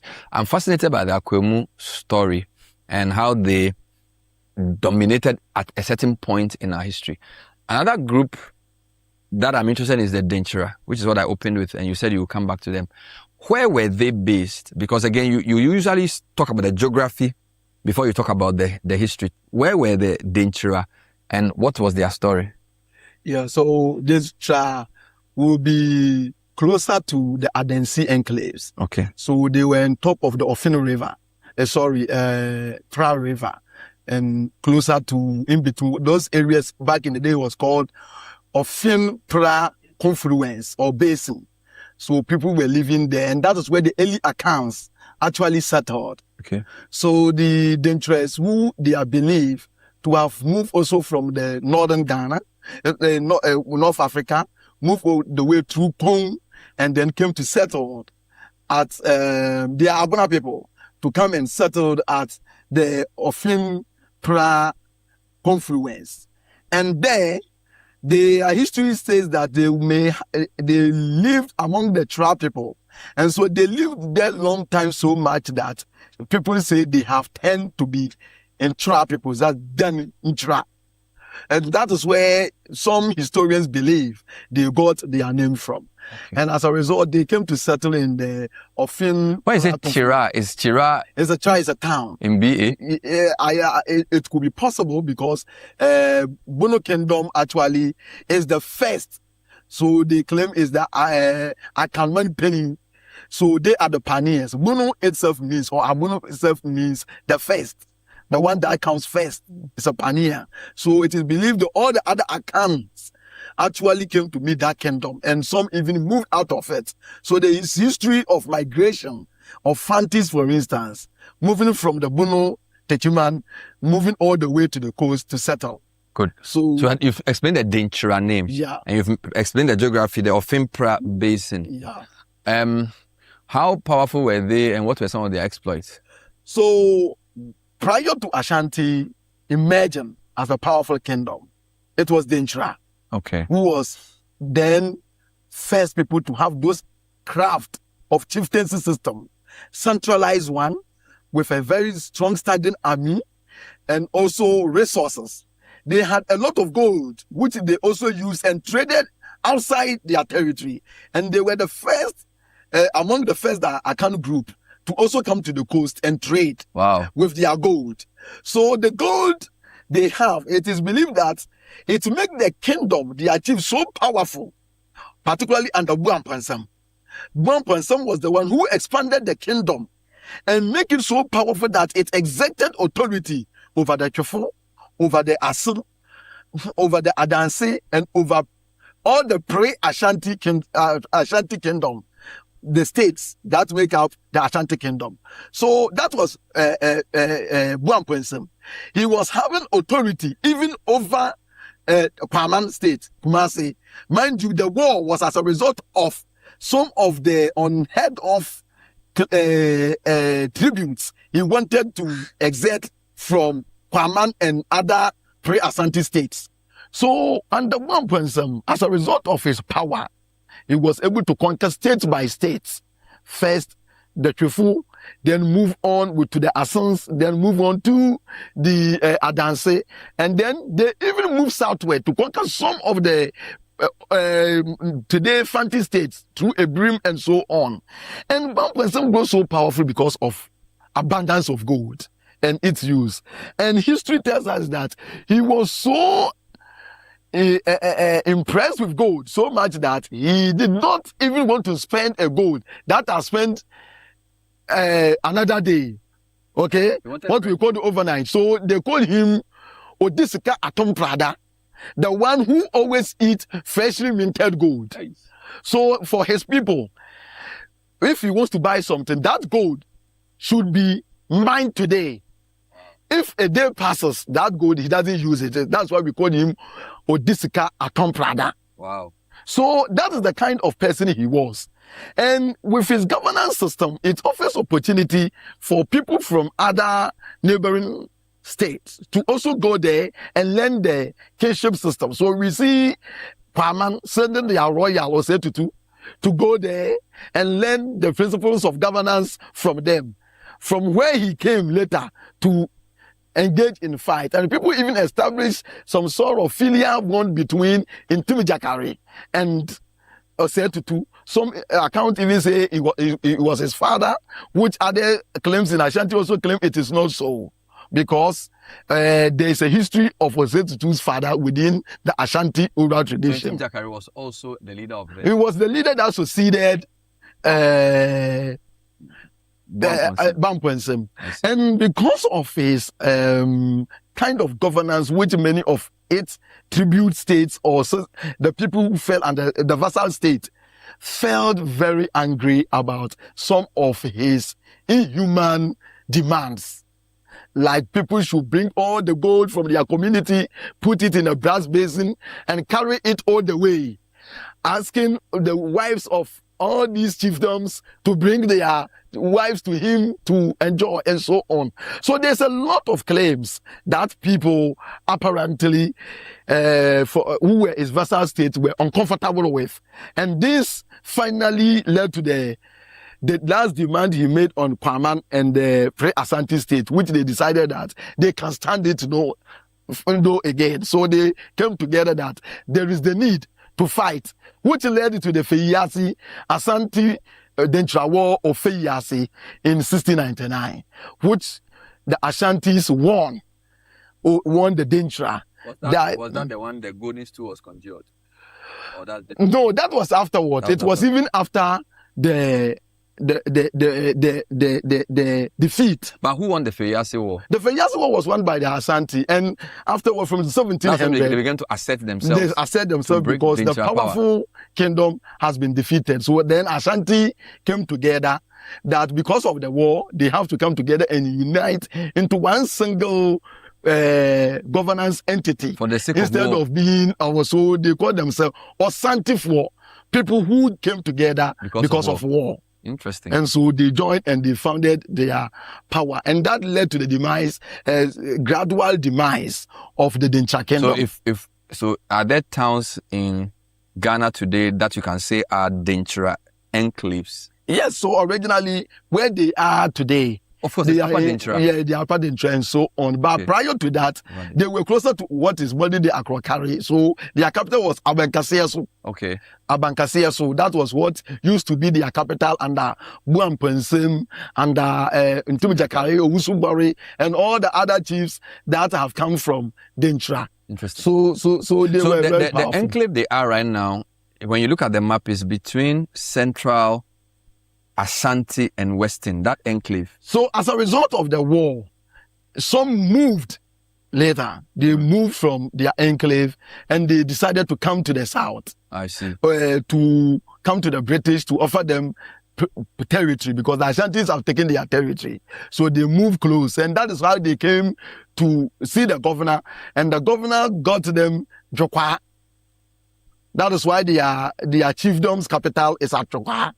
Where is that? Because Jokwa is in Cape Coast, on the back of Cape Coast. When you use the Wesley Girls Road and all the way to Chefopra, so Jokwa is on the road. So that is where they came to settle as a result of the movement from the top as a result of war, and they were granted that land. And then later they spread back to where they are today. You did mention certain states. Whilst you were discussing this, you mentioned Asin, you mentioned Adanse. Yeah. What's the difference between a state? When you say a state, are they those that came together to form then the kingdoms? Yeah, so these states, depending upon the architecture of their governance, then become kingdoms. I see. So every state is a state. If you look at the Guans, they were also states. Just that the differences that give them whether to be identified as acephalous or non-centralized state, or whether to be called a centralized state or kingdom, depends upon the architecture of the governance that you operate within that state. Wonderful. So where Asin are today, we are told it's almost like the buffer between Fanti and Asante. Is that correct? So the Asin were the people who you had to cross if you are moving from Ashanti down south or if you are moving from Fanti back to Ashanti. Is that correct? Historically, it wasn't so. Historically, what it was is that the people, there were some people from the Adanse, okay, and there were some too from the pre-Asante kingdoms who came, and they originally these two major groups are the Atadansu Asan Atadensu and Asan Apimini. Okay. Apimeni and Asan Atadensu. Those were the people that came, and originally they were living at Nimiaso, which was on top of River Pra. I see. That is where they lived for a very long time. Until in 1800s going, where the two Asan chiefs had issues. The chief of Asan Atadensu in Asan Atadensu had co-rulers, Apatoy and Otibo. And then Apimenim have their Amudari, who was their chief. So there was an issue where the chiefs of the Atadensu caused a sacrilege of the graveyard of, how do you call it, the Apimenim chief. And the issue was sent to Asantehene. And then the Asantehene told the two chiefs, Otibu and Apatoy, to come to Kumasi so that they settle the issue because of the overthrow. So what happens was that the Asante declared, they executed the Asante messengers. And this angered the Asantehene. So they launched a war on them. And as a result of the war, the Asante people crossed the river, the two chiefs crossed and came and settled among the Fantis. And Asantehene warned the Fantis that they should bring his vassal chiefs back to him so that he executes his judgment. Then the Fantis said, to hell with you. So Asantehene got angry. The Fantis, just like what the Asante chief did, also executed the Asantehene's chief. And this is an act of war. So Asantehene invaded the coast. That is what led to the coastal campaign of 1806-1807. Because these guys have come there. So Asantehene came to defeat the Fantis and then was able to grab Apatay and killed him as well as Otibu later. So this is how, and based on that war and how the Ashantis were coming to defeat them, the Asans then crossed the river to come and live below the Pra River. And that is why today they are below River Pra. But historically, that was not their place. And so when they came, they didn't have land. All right. The land belongs to the Asiphorous societies. That is the Busumadri, the Endo, okay, and Jakai, and all those 80 states there. They were the people who gave them the land. In fact, for Apimenim, even the chief of Abra also gave them some land. That is why he moved from Asan Atadansu, Asan Mansun, all the way going. All right. There are Asan people. Wow, fascinating stuff here on the Heritage Month on a series with Kuku Dakwankra, discussing kingdoms and non-centralized states. Thanks for watching today's edition. There's more on our next episode. Stay with us.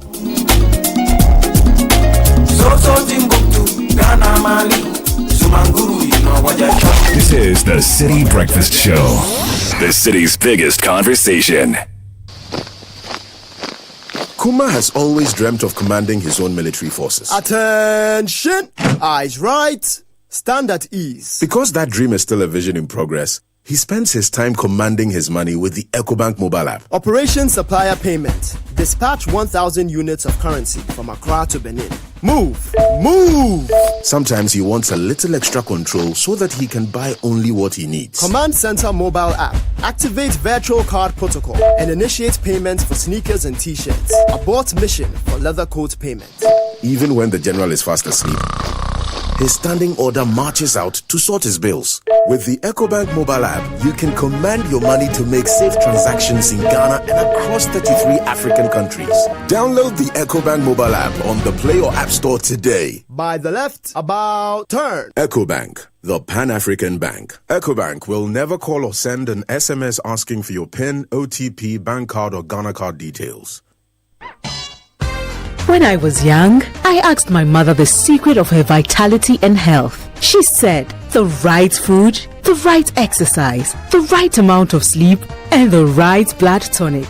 Nexcofa, the the right blood tonic. Nexcofa Blood Tonic is fortified with iron and other essential vitamins and minerals for a strong, healthy and active body. Nexcofa Blood Tonic is effective for the treatment of anemia, lack of appetite, and stressful conditions in both adults and children. Nexcofa Blood Tonic, the right family blood tonic. Nexcofa Blood Tonic is manufactured and distributed by NS Chemist Limited. This advertisement has been vetted and approved by the FDA.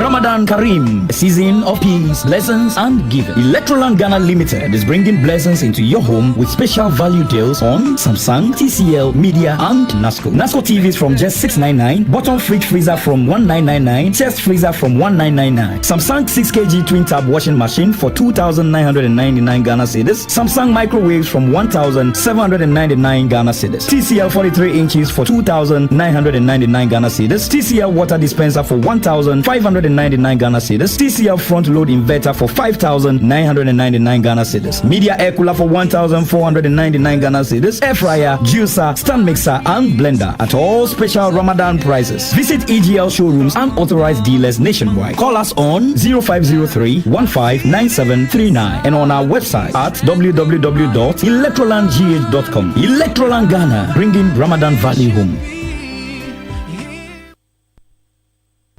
The City Breakfast Show. Rise above the noise.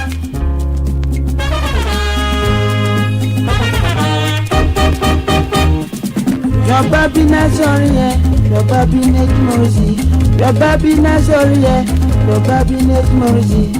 Oh, sorry, Napa, Miaro, oh, Jennifer, Bodabo, Asampa Penny, oh, Brapa Penny, Azariye, Adoye way, Baba, Asampa Penny, oh, Brapa Penny.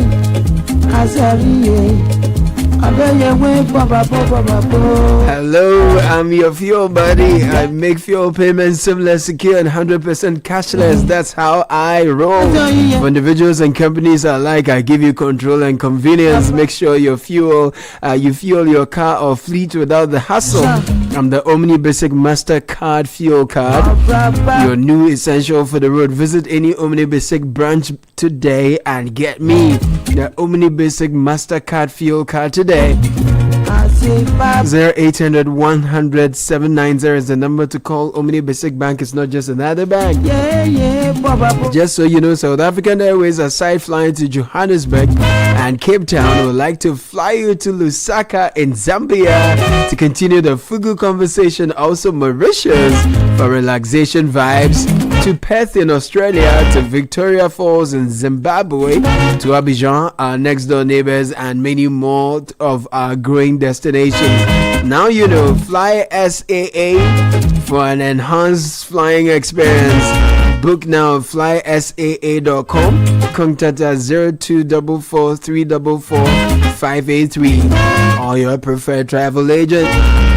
Are you ready for the launch of the immigration formula? It's themed the Immigration Formula Rules, Packaging and Strategy. The venue is the Ghana Shippers Authority Rage. Date Friday, 13th March 2026 at 4 p.m. This book will help lawyers and non-lawyers navigate the complex world of immigration. The foreword of the book was by Professor Larry Damitio and His Lordship Justice Yoni Kulendi, who will chair the event. Lawyer Wanda Kuto is the author. See you there this Friday. Now, when factories rise, we protect them, and when businesses grow, we guard their future. When families invest in what matters most, we secure their dreams. For over 6 decades, SIC Insurance has been Ghana's shield, built on integrity, reliability, and care. From motor to fire, accident to travel, marine, and more. Whatever you value, insure it with confidence, insure it with care, insure it with SIC Insurance.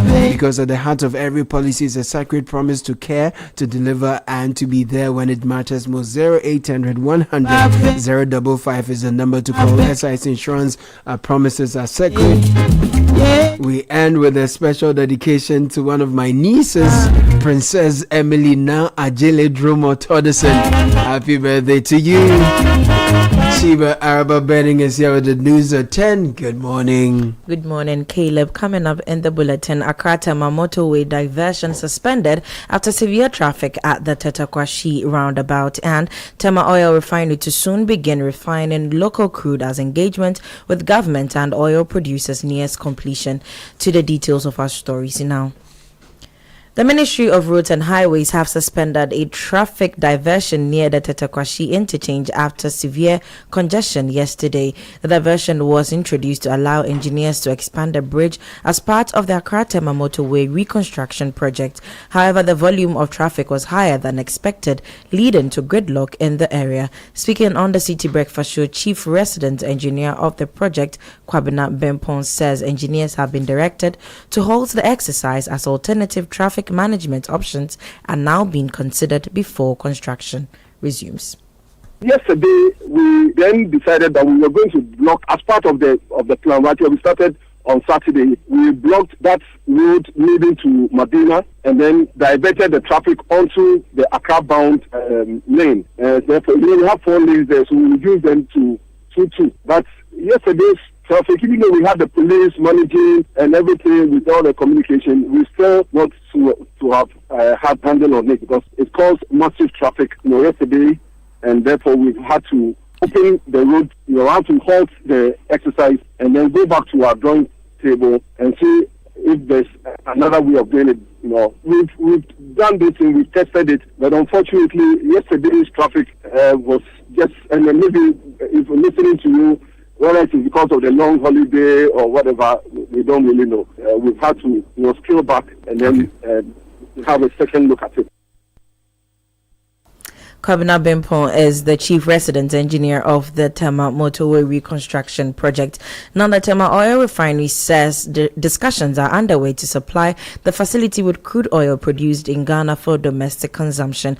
The refinery, which has been operating for about 3 months, says its current processing is for suppliers of the crude rather than the local market. Head of Corporate Affairs Ato Godwin Mahama Ayaba tells Citi News that the refinery has the capacity to process local crude. Conversation is currently ongoing between the Ministry of Energy and Green Transition, the agency Tema Oil Refinery, and the government to see to it that crude is given to tour from our local wells. So currently that conversation is ongoing. The Minister of Energy and Green Transition is doing everything possible. Dr. Honorable John Abdullahi Jinapo is doing everything possible to make sure that TOR gets crude both domestically and from outside to be able to operate. So conversation is currently ongoing. I can rest assure you and the general public that very soon we will hear an announcement of our local crude being given out to Tema Oil Refinery to refine. You heard Godwin Mahama Ayaba, who is the head of corporate affairs at the Tema Oil Refinery. In other stories, government has directed an immediate ban on the land transit of several imported goods through Ghana's borders. The affected items include sugar, frozen products, textiles, flour, and pharmaceutical products. The move follows an earlier ban on the transit of rice, cooking oil, pasta, and canned tomatoes. Finance Minister Dr. Kasiel Ataforsen says the directive is aimed at tightening customs control and protecting government revenue. And that's how we end Citi News at 10. For more news, kindly log on to citynewsroom.com. I am Sheba Araba Benin. Many thanks for listening. Citi News, we speak first. Reach our hotline on 0302 224959 and get interactive on Facebook. Citi 97.3